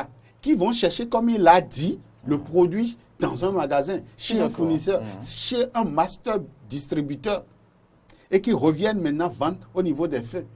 Alors, sur le plan vertical, c'est tout cela que nous voyons dans les feux. Vous décidez aujourd'hui de détruire l'architecture verticale. C'est que désormais... Horizontale. Enfin, horizontale. Vous détruisez l'architecture horizontale. Mais c'est que désormais, c'est cette architecture-là qui alimente la verticale. Quand vous détruisez déjà l'horizontale, c'est que ceux qui sont en haut non plus. Et la conséquence, elle est là. Il a pris l'exemple du vendeur de paille. Moi, je vais descendre un peu plus bas. La vendeuse de pain, qui n'a plus accès à son lieu habituel de commerce. Elle est à la maison. Soit elle se livre donc à ses activités très peu orthodoxes. Et j'espère bien que l'État central a suffisamment les moyens pour désormais faire face au procès. Parce que c'est des voleurs on va créer. C'est des prostituées nous allons créer. C'est ça aussi, les conséquences de leurs actes. C'est ça. Et vous avez suffisamment de juges. C'est pas systématique. C'est systématique. Certains qui sont vous avez suffisamment de juges aujourd'hui pour traiter des cas de vol, pour traiter des cas de vol de maïs dans les moulins, des cas de vol par ici. Vous avez suffisamment de l'espace dans vos prisons pour accueillir ces nouveaux candidats au chômage là. Parce que le ventre affamé n'a point d'oreille. Et puis si vous avez détruit les plus loyaux chercheront autre point de vente. Vous ne direz pas le contraire. C'est ce que je vous dis. Ceux enclins à l'oisiveté se convertiront dans le mal, comme vous le dites. Oui. Et ils vont faire quoi? Ils vont toujours exercer ce qu'ils savent faire. Et vous leur refusez ça. Ou bien, Cotonou, l'activité va quitter Cotonou et va descendre peut-être à Calavi. Le même problème est déplacé d'un endroit à un autre. On est toujours dans la réalité. Ou carrément, vous détruisez l'activité et vous trouvez un autre site. Ou bien, on réfléchit et il y a des cadres qui ont réfléchi déjà pour trouver solution à ces mécanismes. Les documents sont là. Il suffit juste à Toboula, ou bien si c'est son ministre qui lui a demandé, il leur suffit juste d'aller prendre les documents et de lire et de les adapter, c'est tout. On ne leur demande pas d'aller inventer la roue. Donc pour moi, véritablement, je pense. Maintenant, vous avez demandé tout à l'heure l'apport de cette activité-là. Je vais vous donner un exemple. Et aux téléspectateurs. Vous direz davantage que cela paie des tasses. Même pas, au-delà de ça. Il y a un Burkinabé que j'ai souvent l'habitude de citer. Salif Ouedraogo. Il est promoteur d'hôtels vers l'aéroport. J'ai souvent l'habitude de citer ce monsieur. Il était un acteur de la vente à la sauvette dans les feux de Cotonou. Aujourd'hui, il est milliardaire. Il est milliardaire. Il s'est reconverti, il s'est bien installé au Bénin, il a fait sa fortune, il a bâti sa fortune. Reconverti. Il a bâti du moins sa fortune dans cette activité. Oui, ceux qui sont là ne pensez pas que c'est des gens qui vont faire 30 ans. Ils ne sont pas là pour faire carrière dans ça. C'est parce qu'ils n'ont pas encore un financement, ils n'ont pas encore le nécessaire pour s'installer à leur propre compte. C'est un tremplin. C'est un tremplin, s'il vous plaît. Maintenant, est-ce qu'il faut laisser la ville, l'image de toute une ville, se salit pour cause de tremplin? D'abord, il y a un thème impropre à cette activité que j'entends et ça mérite. L'homme n'est pas ordure pour salir la ville. Quand vous dites que cette activité, que les acteurs salissent la ville. De l'image que ça donne. Quelle image? Pas l'humain, l'image. L'image est même touristique. Ah oui? Bien sûr. Oui, le blanc veut venir voir comment les Africains se débrouillent. Oui, il veut venir voir. Il veut venir s'arrêter voir. Il y a des blancs ici qui sont venus, qui ont vu les bidons, qui ont vu les dames Jeanne. Il faut continuer à se débrouiller. Il y a des blancs qui sont venus de l'Espagne, qui sont venus. Comme il y a 10 ans, comme il y a 15 ans, comme il y a 20 ans. Des dames Jeanne d'essence installées au bord de la rue qui disent, mais vous êtes terrible en Afrique. Vous vendez du vin au bord de la voie. Et le Béninois qui l'accompagne dit, oui, ben, qu'est-ce que vous croyez? Nous, on est plus organisés que vous. Et donc, je dis, l'activité peut être récupérée autrement. C'est une activité Vous avez bien dit, peut être récupérée. Ça veut dire qu'il y a à faire. Il y a à faire, travaillons. Ce n'est que le début, cette non, décision ce n'est même pas le début. de notre ce n'est même pas le début. Ils sont allés juste à côté de la donc il fallait les laisser continuer dans ce sens, dans ce désordre. Je n'ai jamais dit qu'il faut les laisser continuer. Mais j'ai aussi dit qu'il ne faut pas les supprimer. Il ne faut pas supprimer l'activité. Il ne faut pas leur interdire l'exercice de leur activité. Loris, vous êtes levé aujourd'hui, ce matin, vous êtes venu au boulot. Eux aussi, quand ils se lèvent, ils vont travailler. Et le soir, ils sont fiers de ce qu'ils ont gagné. Et l'autorité garante de leur sécurité leur dit maintenant, voilà, vous pouvez continuer à faire votre activité, à exercer votre activité, mais pas là, pas en ces lieux. L'autorité n'a jamais dit ça. L'autorité n'a jamais dit de mettre fin, n'a jamais demandé à ce qu'on mette fin à cette activité. Oui, la question qui se pose, c'est lorsque on va leur interdire d'être dans les feux, on leur propose quel autre espace en lieu et place. Voilà que nos rues ou nos routes ne sont pas tracées de façon à ce qu'on puisse avoir des espaces actuellement où les gens vont proposer ces produits, ces gadgets-là aux consommateurs. Donc, il faut forcément, à mon humble avis, qu'il y ait un dialogue entre les autorités et les acteurs pour qu'on ne puisse pas aller dans les travers de cette décision, mais qu'on puisse avoir les meilleurs fruits de cette décision. Oui. Kazimbi Pédior, vous qui avez l'habitude des exemples, des comparaisons avec les pays de la sous-région, avec les pays développés, vous n'avez jamais vu, vous n'avez jamais évoqué le cas des réseaux de structures de livraison et autres. Ne pensez-vous pas qu'on peut l'expérimenter aussi dans le cas de ces ventes de produits de première nécessité dans les feux et autres? C'est parce qu'il y a ces réseaux-là que nous avons le répondant direct au niveau de ces feux tricolores-là. Parce que vous pensez que les chemises, les articles vendus dans les feux peuvent se livrer. Ce n'est pas produit au Bénin. Oui. Et donc, c'est quelqu'un qui l'a livré. Et d'autres non livrés à d'autres, et d'autres non livrés à d'autres. Et ceux-là ont compris maintenant qu'il faut aller quelque part où j'ai quand même la chance d'avoir, en un temps record, en 5-10 minutes, ou parfois même quand c'est trop. Parce qu'il y a un feu à Cotonou qui fait 10 minutes, mais il y a d'autres aussi qui font 30 secondes. Aucun feu. Oui, allez à Sika Toyota. À Sika Toyota, le feu fait 10 minutes. Ça n'atteint pas 10 minutes. Au début, ça allait vers. Maintenant, ça n'atteint pas 10 minutes quasi. Ok, vous reconnaissez que ça allait vers. Oui, mais c'est quand même bien. Et donc en 30 secondes, vous devez même, ces gens-là, on devrait les encourager, on devrait les féliciter. En 30 secondes, ils vendent leurs marchandises. Ils arrivent à tirer bon profit. Nous sommes tous unanimes sur le fait Alors, que ce sont des... De ce principe, j'estime que c'est des gens qui ont... des C'est des bons marxistes qui ont travaillé sur le modèle béninois et qui ont compris qu'en s'arrêtant à ce point, ils ont la chance d'avoir la bagatelle donc, de la clientèle qu'ils n'auront jamais en un an, parce qu'ils ne pouvant pas parcourir domicile par domicile pour vendre leurs articles. Ils sont à un point et ils vendent ça. Ça, c'est un bon plan marketing qu'ils ont développé, qu'il ne faut pas étouffer, qu'il faut encourager, mais réorganiser. Il revient à l'État. Je continue par le dire. L'État doit s'asseoir avec eux et définir la stratégie pour réorganiser. Parce que ces vendeurs-là ont créé la roue. Il reste à l'État de parfaire cette roue-là. Et non à l'État de se voir, je ne dis pas imbu de lui-même et d'interdire cette activité. Ça frise un peu de la dictature.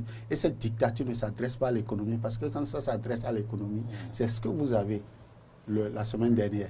Les bonnes dames qui sortent avec des casseroles, alors que les casseroles devraient être sur le foyer en train de cuire, et bien les casseroles sont dans les rues. Et ça donne nos désordres. C'est ça là on appelle désordre. Oui, et c'est ça là les images. Et c'est ça. Vous ne verrez jamais le FMI et la Banque mondiale qualifier les activités de ces sieurs dans les faits tricolores là d'activités illicites à décourager. Mais par contre, le FMI et la Banque mondiale dénoncent les marches de nature à perturber la démocratie dans un pays.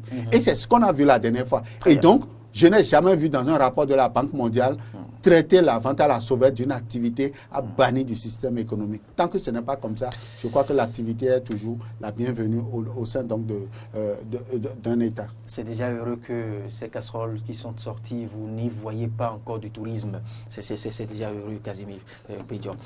Wilfried Monou, voilà, nous ne sommes pas dans un État voyou, vous ne direz pas le contraire. L'autorité prend une décision et elle se doit d'être suivie et respectée. Nous y sommes maintenant. Le 1er mars, il n'y aura plus de vente à la sauvette. Que faire? Quelles sont les suggestions possibles? Quelles sont les propositions? Nous, notre proposition était simple. Avant de prendre des décisions comme ça, il lui fallut aller à la table de négociation. Il lui fallut dialoguer. Et vous voyez, en dialoguant avec les acteurs, on trouve des solutions les plus idoines. Moi, ma crainte, c'est qu'on puisse envoyer au chômage, envoyer dans le sous-emploi des milliers de personnes qui, en se reconvertissant dans la mauvaise activité, vont passer toute la journée à dormir et la nuit vont vous empêcher, vous qui êtes fatigués, qui avez travaillé toute la journée, de récupérer des forces pour que le lendemain, vous soyez encore efficace. Ils vont vous perturber. Et je ne souhaite pas que nous ayons une économie dans laquelle on ait des gens qui perturbent les Y a-t-il la crainte vraiment, la situation ne fait pas rire. Ça ne fait pas rire, mais tel que c'est décrit du rire, nous allons passer aux pleurs sans se rendre compte. Et ne pensez pas que c'est moi, Casimir, seul. Mais c'est eux aussi, directeurs de cabinet, directeurs de site, directeurs de ça. C'est même des étudiants qui ont fini de travailler. Que votre verbe n'est pas prémonitoire. Ce n'est pas prémonitoire, mais il annonce quand même un mauvais signe. Si on ne réfléchit pas. Parce que ça fait un peu de trop. Dans un pays où le taux d'inflation... Dans un pays où le taux d'inflation, je suis pas métaphysicien, mais je suis analyste. Peut-être métaéconomiste. Oui, peut-être métaéconomiste. Et donc, je préfère prévenir que guérir. En son temps, nous allons tous pleurer dans ce même pays.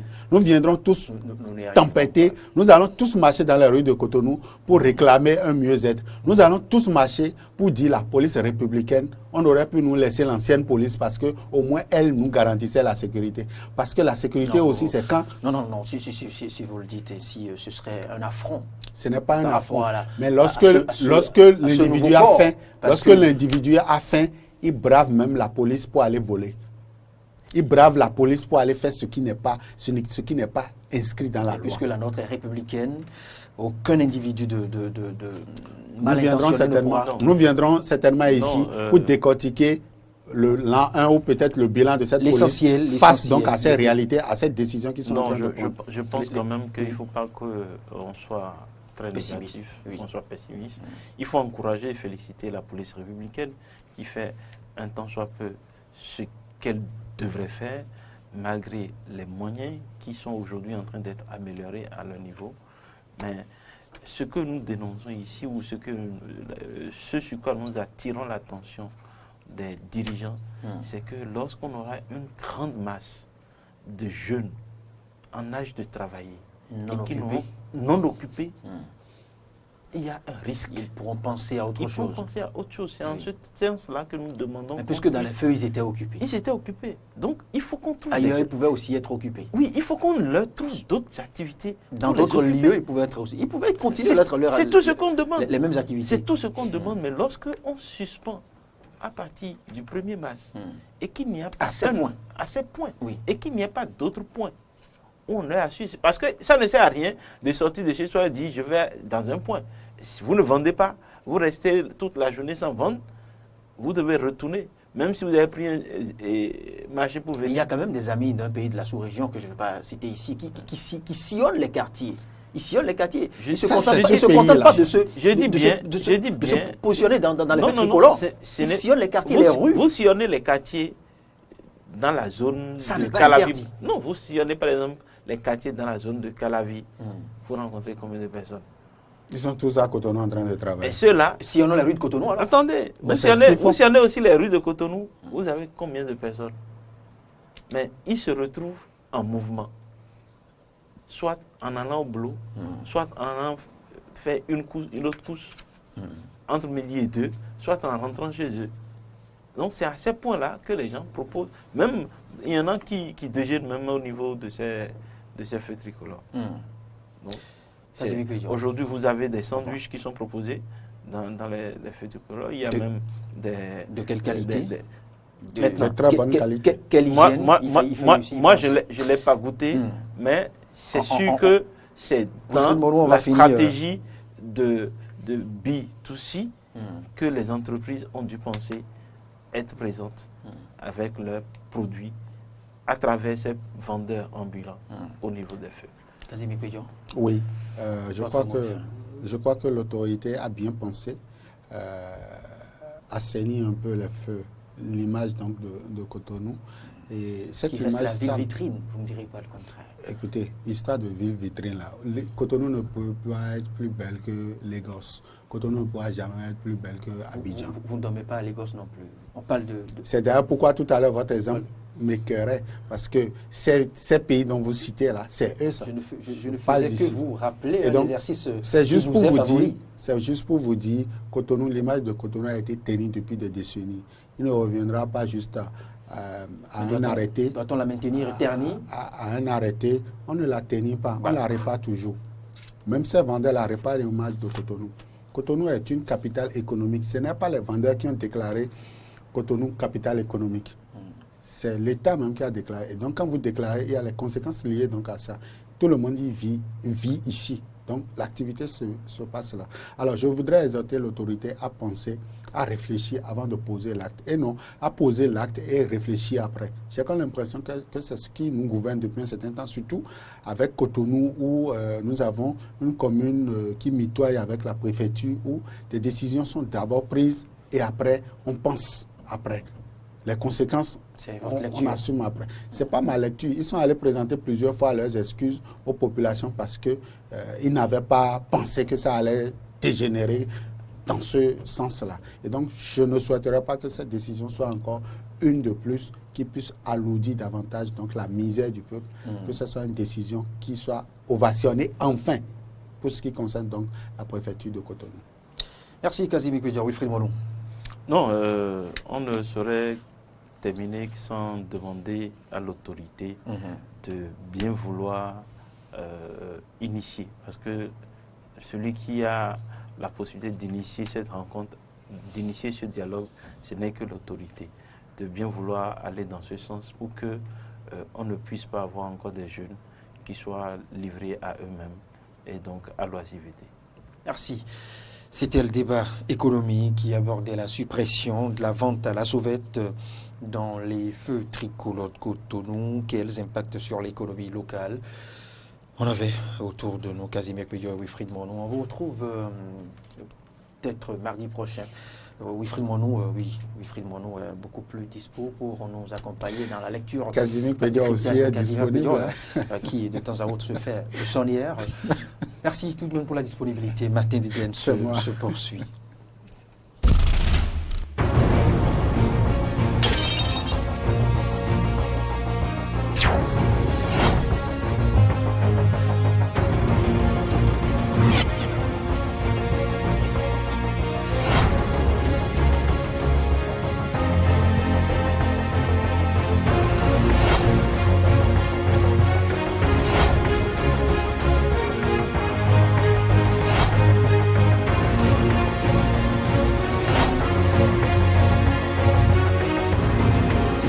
Le service commercial de Diaspora FM et Eden TV au 62 79 32 32. Eden TV, Diaspora FM, le bonheur d'être à vous.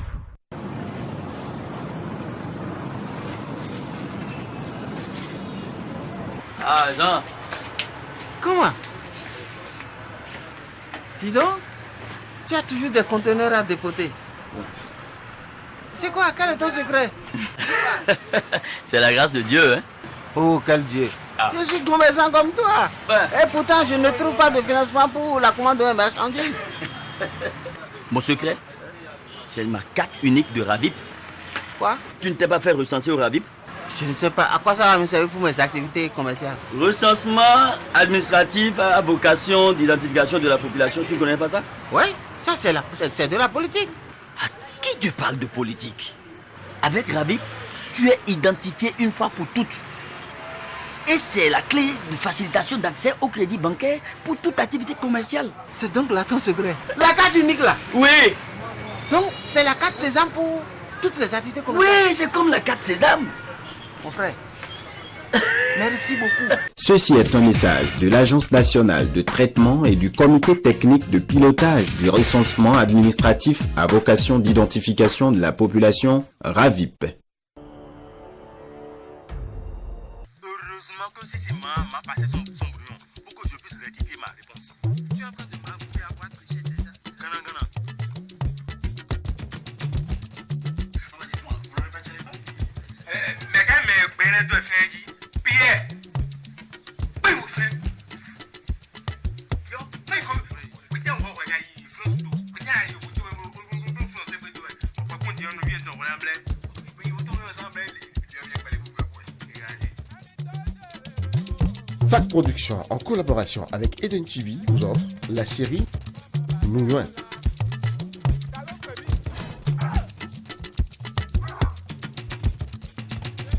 Du lundi au vendredi à 12h45 et à 19h45. Rediffusion samedi et dimanche à 12h45.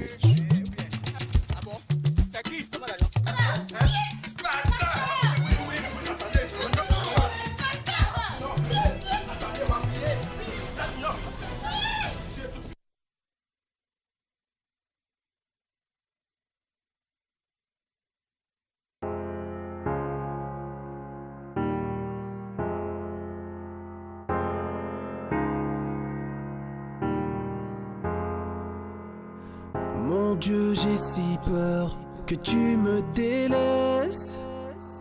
Pardonne mes erreurs, mes fautes, mes faiblesses. Comme tout être humain, je ne suis pas parfait. Bien souvent je me plains et j'en oublie tes bienfaits. Ya Allah, toi seul connais mes doutes, mes écueils. Ne me livre pas à moi-même le temps d'un clin d'œil. J'ai tant besoin de toi que tu m'enveloppes de miséricorde. Préserve ma vie, ma foi et fais-moi vivre sous tes ordres. Ya Allah, auprès de toi mon cœur s'apaise. Ya Allah, sans toi ma vie s'affaisse. Ya Allah, j'ai l'impression de tomber dans le vide. Ya Allah, j'ai tant besoin que tu me guides. Ya Wadoud, fais-moi part de ton amour et permets-moi de vivre à tes côtés. Et oui, c'est plutôt le clip du jour que nous allons devoir vous proposer. Le clip du jour qui n'est pas ce que vous venez de suivre, c'est pas Ahmed. Vous me direz le contraire. Évidemment. Bonjour. Évidemment que non, oui. Bonjour Loris, bonjour à Maury Agua qui est sur ce plateau, que vous n'avez pas encore, mais que vous verrez dans un court instant. Enfin, si tout va bien, c'est bon. Votre micro ne serait pas allumé. C'est bon, ça passe. Votre micro ne serait pas allumé. Claudia viendra le faire puisque c'est son rôle, rassurez-vous. Alors, Maury Agua, en attendant que qu'on active notre micro, c'est bon maintenant, j'espère. Tout Tranquille. est bon. Hein. Alors, Maury, la chansonnette qu'il a fait, qu'il a poussée ce matin. Alors aujourd'hui, nous allons suivre une chansonnette que j'apprécie particulièrement, pas plus que les autres, mais quand même, quand j'ai suivi... Est-ce qu'il y en a une que vous n'affectionnez pas? Non, c'est ce que j'ai dit. Mais quand j'ai suivi cette chansonnette, elle est pleine de leçons. Voyez-vous, une chansonnette qui décrit... l'aventure, est-ce que je vais appeler ça aventure? La mésaventure, voilà. La mésaventure vécue par Maître Ba Parapé.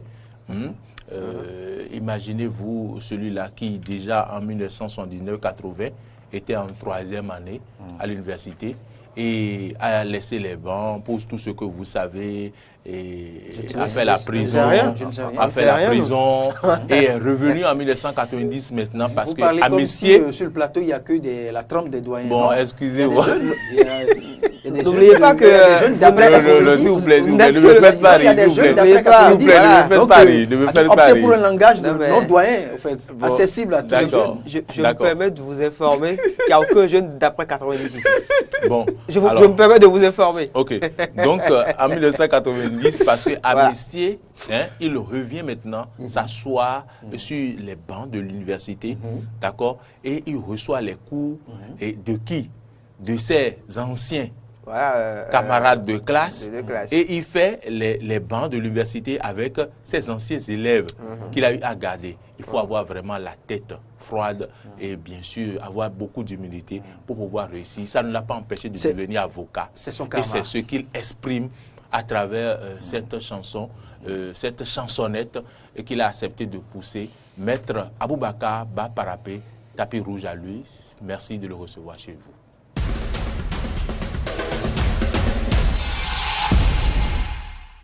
Les gagnants ne sont pas ceux qui ont jamais chuté, mais ceux qui ont su se relever. Les gagnants ne sont pas ceux qui ont jamais chuté, mais c'est ceux qui ont su se relever. Cité bleu, voilà. Les gagnants ne sont pas ceux qui ont jamais chuté, mais c'est ceux qui ont su se relever. Cité Bléon. Voilà. C'est cette chanson-là qui, ma foi, me touche beaucoup parce que c'est toute la vie humaine qui est résumée à travers cette chanson. Donc, parce que est-ce qu'il y a jamais quelqu'un qui a gagné sans jamais chuter une fois? Mais ceux qui sont les vrais gagnants, c'est ceux qui ont su toujours se relever. Et cette chanson me plaît beaucoup parce que ça touche à ma vie personnelle. Parce que vous voyez, bon, j'étais étudiant brillant en troisième année et c'est à partir de la troisième année de droit, donc année de licence en 1979-80, et qu'on a été poursuivi. On a fait toute la traversée du désert.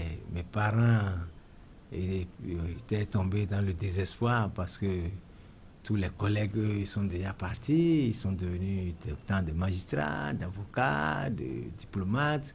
Et pendant ce temps, nous nous coupissions dans les geôles des commissariats et de la prison civile de Ségouana. Bon, imaginez, étudiant en 79, ce n'est qu'en 90 qu'on nous a amnistiés. Il fallait aller reprendre les études universitaires avec nos élèves encore et nos anciens collègues d'étudiants qui sont nos professeurs. Il faut garder le moral haut pour pouvoir supporter tout ça, ne pas être complexé. Et puis bon, voilà, on a traversé tout ça aujourd'hui. Je suis avocat, je sais encore ma patrie et je défends les droits de l'homme, je défends les pauvres et ça me donne la joie. Donc c'est pourquoi cette chanson-là me plaît beaucoup parce que on a chuté, on s'est relevé et aujourd'hui nous sommes parmi les gagnants. Les gagnants ne sont pas ceux qui ont jamais chuté, mais c'est ceux qui ont su se relever. Cité Bléon. Pousser la chansonnette sur Eden TV et Diaspora FM, c'est génial. Yes! Merci à Maître Baparapé qui poussait la chansonnette accompagnée de toute la leçon, enfin de ce qui motive le choix de ce morceau. Oui, un morceau que vous devez fredonner d'ailleurs, le fredonner d'abord tous les jours. Ce que vous avez expliqué. À partir d'aujourd'hui. Le gagnant, c'est toute une leçon et c'est ce qu'il vous faut davantage par ces temps. Les gagnants ne sont pas ceux qui n'ont jamais chuté, mais c'est ceux qui ont su toujours se relever. C'est qui a fait Allez, l'exercice de ce jour, si vous le voulez, puisque vous avez bien appelé cela exercice. La sélection des en tout cas, je vous y propose aujourd'hui 3 artistes. L'un étant à la base un homme des médias qu'on a connu sur une chaîne de télévision de la place et pas que d'ailleurs. Je parle de Polo Orisha qui n'est plus à présenter. À ses côtés, vous retrouverez un certain Imardo qui eh bien, est beatmaker. À l'état civil, c'est Rompati Herbert Aymar. Hein. Donc pour lui, artiste, chanteur, compositeur, beatmaker, je le disais, donc un véritable cerveau rempli de diamants musicaux. Je n'en dirai pas plus quand on vous dit que celui-là a collaboré par exemple avec de grands noms quand même hein, de la scène musicale au plan international comme La Fune qu'on ne présente plus, qui a travaillé avec voilà, Capitale du crime, donc hein, cette compile à La Fouine. Il aura aussi collaboré par exemple sur la chanson de Dibi Dobo avec Linsha et Jijika. Il aura travaillé avec Hardiès et bien d'autres artistes encore. Et sur la même chanson, vous retrouverez aussi une certaine Kael, une étoile hein, pour la scène musicale ici au Bénin. C'est qui a démarré très tôt quand même avec des interprétations d'artistes de renom et qui plus tard a réussi vraiment donc à exprimer tout le talent qui était caché en elle et a donc fait plaisir à finalement tous ceux qui ont cru en elle jusque-là. Et ces trois-là sur le même son pour nous proposer un titre, Djobé Lélé. Djobé Lélé, donc, qui d'une manière générale est une chanson, on va dire, donc, qui parle de la méchanceté des hommes, de ces personnes-là qui sont senties être des proches familles, hein, amis, qu'on aime profondément et qui nous torpille finalement. Et une chanson en tout cas pour dénoncer tout cela. Djobelele, Polo Orisha, Imardo, Kael, c'est dans la sélection d'Eden ce matin sur Eden Télévision. On suit? On suit.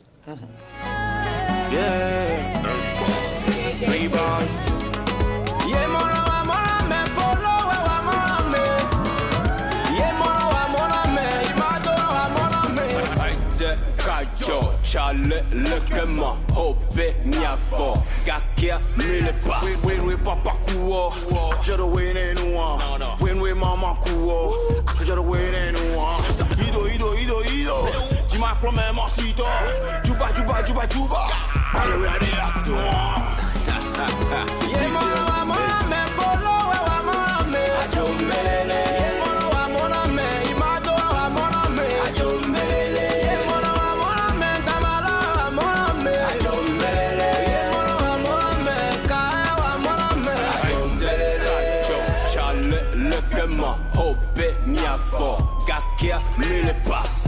Akobolo rami mauvais sinon kuna tota aussi. Non mais non mais je suis sans mais tu penses me faire mal? Non mais tu te punis. On fout comme un air. You know what you did say.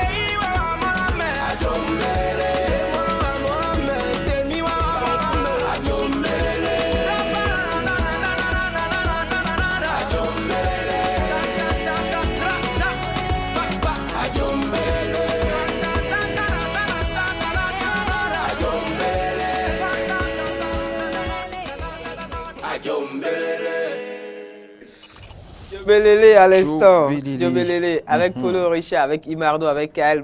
Imardo et Kael d'ailleurs qui seront des notes sur la musicale info tout à l'heure sur Diaspora FM, si tout va bien, ce sera à partir de 11h. Et ça chantait donc Djobelele, évidemment que vous avez reconnu donc ces airs-là, hein, une chanson bien connue ici, Sous nos cieux.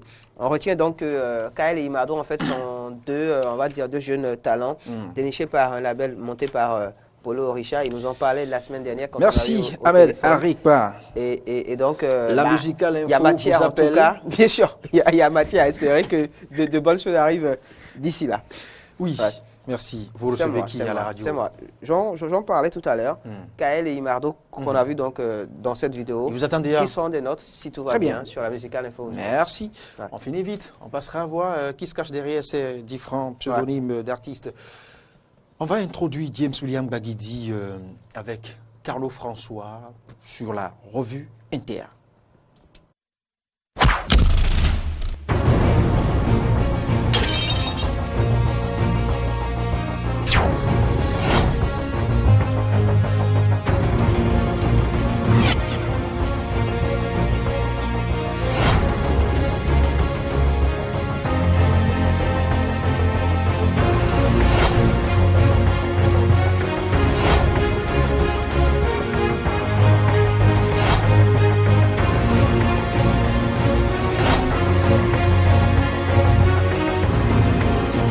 Le service commercial de Diaspora FM et Eden TV au 62 79 32 32. Eden TV, Diaspora FM, le bonheur d'être à vous.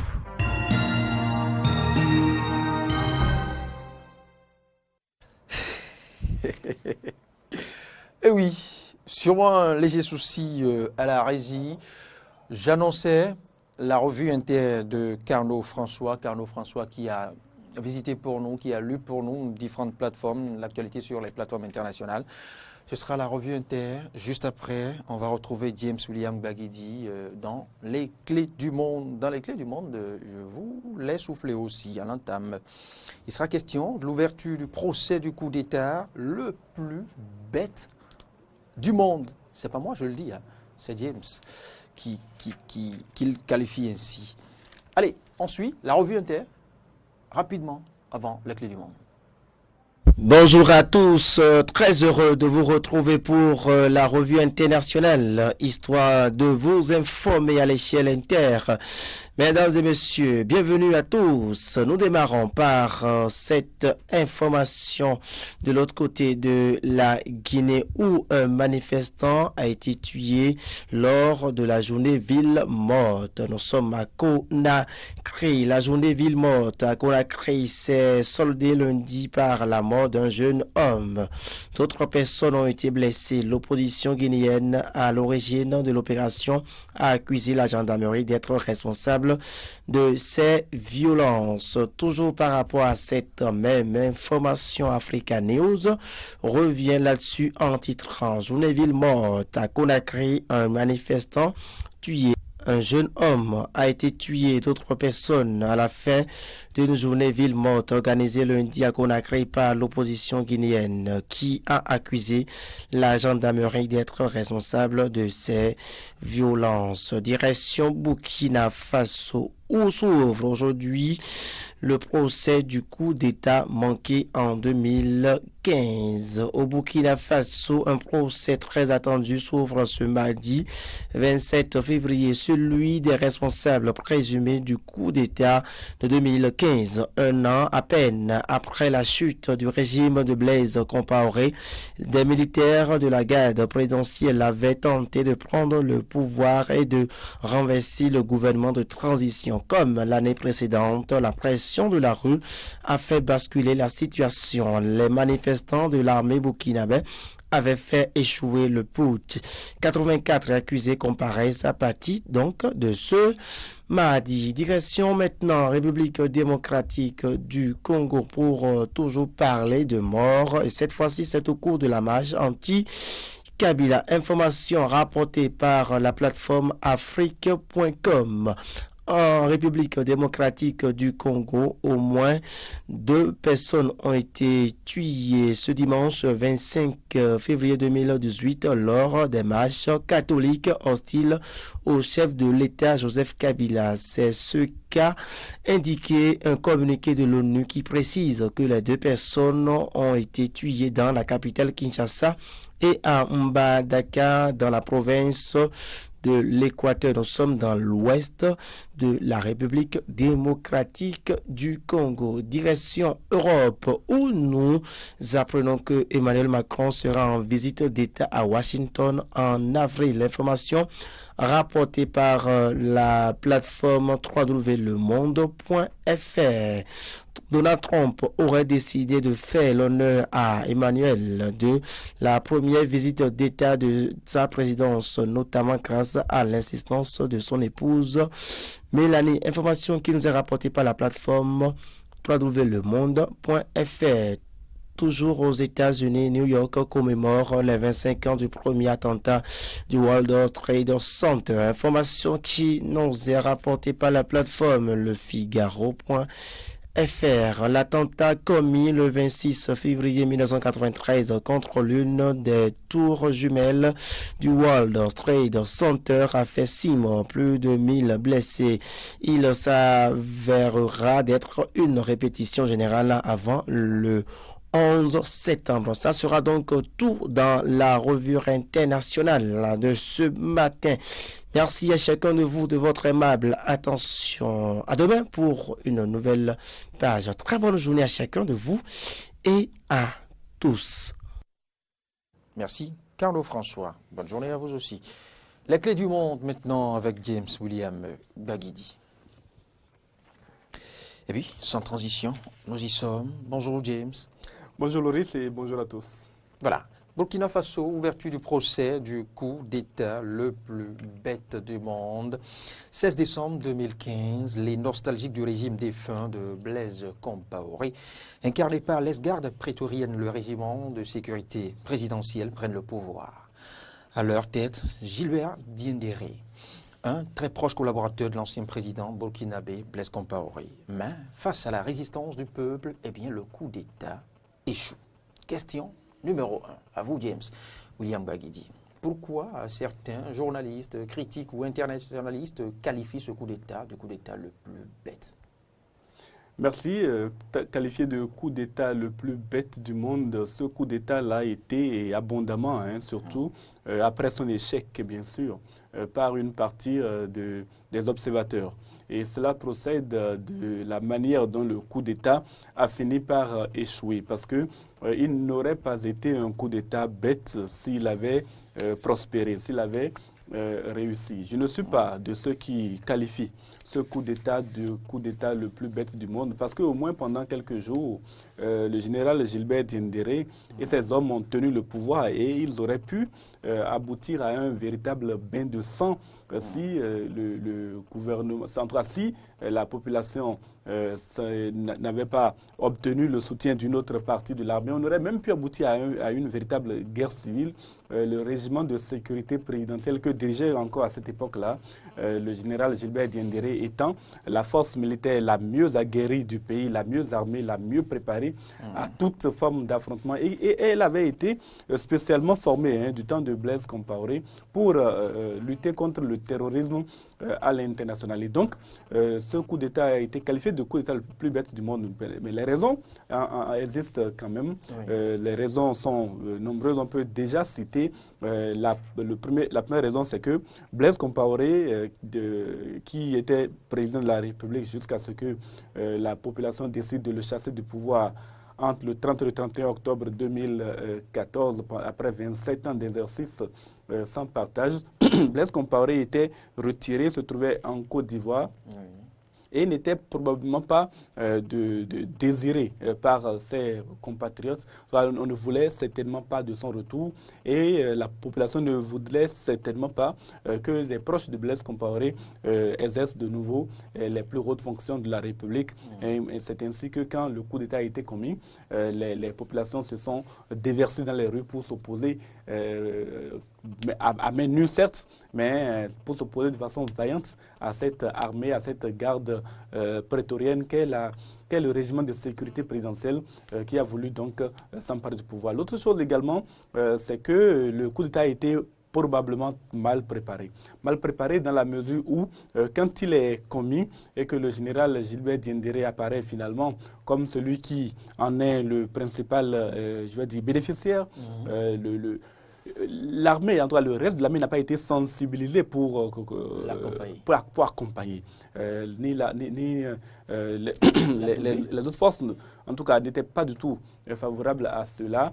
Et même au sein du régiment de sécurité présidentielle, il y avait des divisions. En effet, vous vous souvenez peut-être de Yacouba Isaac Zida, qui était l'adjoint du général Gilbert Diendéré et qui était à cette époque-là Premier ministre parce que, membre du régiment de sécurité présidentielle, il était favorable au départ de Blaise Compaoré à partir d'un certain moment quand le vent a tourné.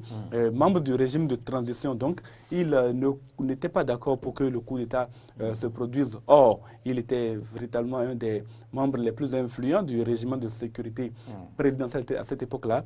Il a même été arrêté par ses propres hommes et, bien entendu, détenu, puisqu'il était en plein conseil des ministres avec le président Michel Kafando, vous vous souvenez peut-être de lui. Et donc, toutes ces personnes ont fini par se diviser, en tout cas au sein du régiment de sécurité présidentielle, et on a fini par aboutir à cet échec du coup d'État, puisque non seulement la population s'y est opposée, mais également la communauté internationale, la CEDEAO, l'Union africaine, la francophonie, les Nations unies. Toute la communauté internationale s'est liguée pour dire niet, on ne laisserait pas commettre un coup d'État au nom d'un régime qui a déjà dirigé ce pays pendant 27 ans, dont on connaît les affres et les torts causés au pays. Mais quels sont selon vous les enjeux de ce procès qui s'ouvre ce jour pour connaître, je dirais, les tenants et aboutissants de ce procès dit le plus bête du coup d'État. Coup d'État. Coup d'État, pardon. Oui. Coup d'État. Oui, en fait, les enjeux sont nombreux. Déjà, le premier enjeu, me semble-t-il, c'est de connaître la vérité. Connaître la vérité sur ce qui s'est passé. Situer les responsabilités, puisqu'il y a eu énormément de choses qui ont été dites et des personnes qui ont été arrêtées, qui continuent aujourd'hui encore de se clamer innocentes. Parmi ces personnes arrêtées qui se clament innocentes, il y a le général Djibril Bassolé, qui était ministre des Affaires étrangères sous le président Blaise Compaoré. Le général Djibril Bassolé, membre lui aussi du régiment de sécurité présidentielle. Il faisait partie quand même des successeurs potentiels, parmi les mieux vus par la communauté internationale de Blaise Compaoré. Il avait une très bonne image et un enregistrement d'une conversation entre lui et le président de l'Assemblée nationale de Côte d'Ivoire, Guillaume Soro, dont on connaît aussi les faits d'armes dans son propre pays. Cet enregistrement qui a été rendu public donne l'impression que lui, il est dans le coup d'État, en tout cas, il participe au coup d'État et que Guillaume Soro adoube ce coup d'État. Et donc, on devrait savoir la vérité sur la participation réelle de chacune de ces personnalités à ce coup d'État. L'autre enjeu également, c'est celui de voir si la justice burkinabé est impartiale. C'est là les capacités, parce que 84 personnes au total sont détenues et vont comparaître à l'occasion de ce procès. Il faudra savoir si la justice burkinabé a la maturité nécessaire pour dire le droit de façon impartiale dans ce procès, parce que peut-être que ces 84 personnes ne sont pas toutes impliquées.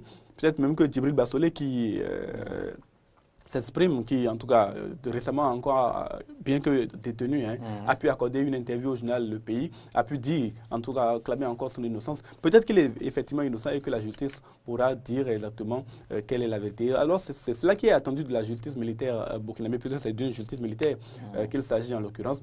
C'est cela qui est attendu. Il faudra qu'on sache si le procès va pouvoir aboutir à l'éclatement de la vérité. Et puis il y a d'autres affaires qui sont en instance. Des affaires dans lesquelles serait mêlé le général Gilbert Diendéré, notamment l'assassinat de l'ancien président Thomas Sankara et l'assassinat de Norbert Zongo, le journaliste Norbert Zongo.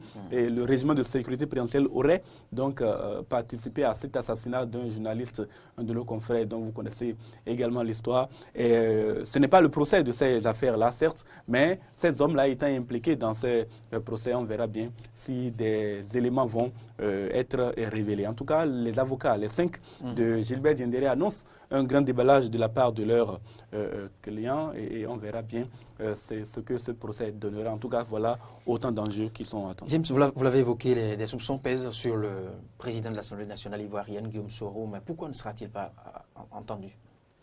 Malheureusement, vous savez, l'immunité n'est pas une affaire facile à lever, et surtout l'immunité d'une personnalité politique qui est dans un autre pays. Le président de l'Assemblée nationale ivoirienne, Guillaume Kigbafori Soro, a été effectivement, en tout cas, enregistré, même s'il conteste cet enregistrement. Dans une période sensible. Oui, et dans cet enregistrement, il apporte son soutien au coup d'État parce qu'il faut le noter, pour que Guillaume Kigbafori Soro en arrive là où il est, il aura bénéficié pendant longtemps de l'appui du président Blaise Compaoré. À un moment donné, même, il était exilé au Burkina Faso et on connaît comment Blaise Compaoré a contribué à l'accession au pouvoir du président Alassane Dramane Ouattara. Et bien sûr, Guillaume Kigbafori Soro aura joué un grand rôle, un rôle, je dirais, plus ou moins sulfureux à un moment donné, puisqu'il était à la tête des forces républicaines de Côte d'Ivoire, qui étaient les rebelles à une époque donnée. Donc, Guillaume Soro porte cet étendard d'un homme politique mêlé un peu aux affaires militaires, mais en dépit de ce qui a été dit, il ne peut pas comparaître. La justice n'a pas pu obtenir qu'il puisse comparaître. D'abord, les conditions d'obtention de cet enregistrement ne sont pas des conditions qui sont opposables à la justice, et donc à partir de ce moment-là, Guillaume Kigbafori Soro, qui bénéficie d'une immunité parlementaire en tant que président de l'Assemblée nationale de Côte d'Ivoire, qui bénéficie également d'une immunité diplomatique de son point de vue responsable politique d'un pays différent ne peut pas directement être cité. On aurait pu, dans un procès avec d'autres règles de procédure, en arriver à le faire comparaître, ne serait-ce que comme témoin, mais la Côte d'Ivoire n'a pas accepté que Guillaume Soro comparaisse et il ne comparaîtra donc certainement pas. Alors James, que peut-on ou que doit-on attendre de ce procès qui pourrait s'étendre sur plusieurs mois ou plusieurs années? Non, peut-être pas sur plusieurs années, on ne sait pas. Peut-être qu'il y aurait des suspensions de nature à renvoyer le procès à l'année 2019. Bon, on est quand même qu'en février. Les acteurs pourraient se pouvoir. Oui, bon, espérons qu'on n'en arrivera pas là. Mais il est quand même certain que pour juger ces 84 personnes, il faudra plusieurs semaines, plusieurs mois de procédure. Et ces procédures vont durer jusqu'à des mois. Et finalement, ce que l'on attend de ce procès, c'est que la vérité puisse éclater. Que la vérité puisse éclater et que chacun puisse situer les responsabilités. Que le général Gilbert Diendéré, que l'on voit souvent, moi j'ai eu un peu pitié de Gilbert Diendéré à le voir à l'image parfois comme un bon père de famille. On a l'impression que c'est un homme... Il a cette apparence. Voilà une affabilité, mais quand on prend un peu les décisions qu'il a prises quelques mois avant le procès, notamment le désarmement du régime de sécurité présidentielle avait été préconisé par le régime de transition et ce désarmement devait commencer. Mais lui, qui était encore à la tête du régime de sécurité présidentielle à cette époque-là, a ordonné la fin du désarmement alors que le Premier ministre qui était son adjoint au niveau du régime de sécurité présidentielle,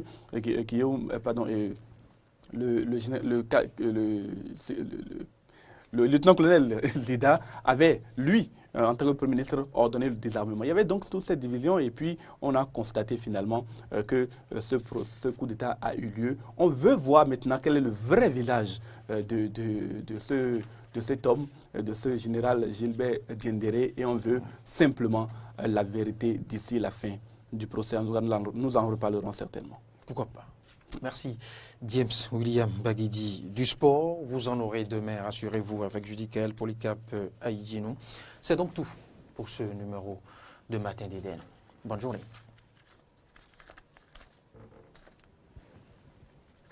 Au revoir. J'ai compris plus tard que le gars ne venait pas, sinon il y a le rôle sur moi.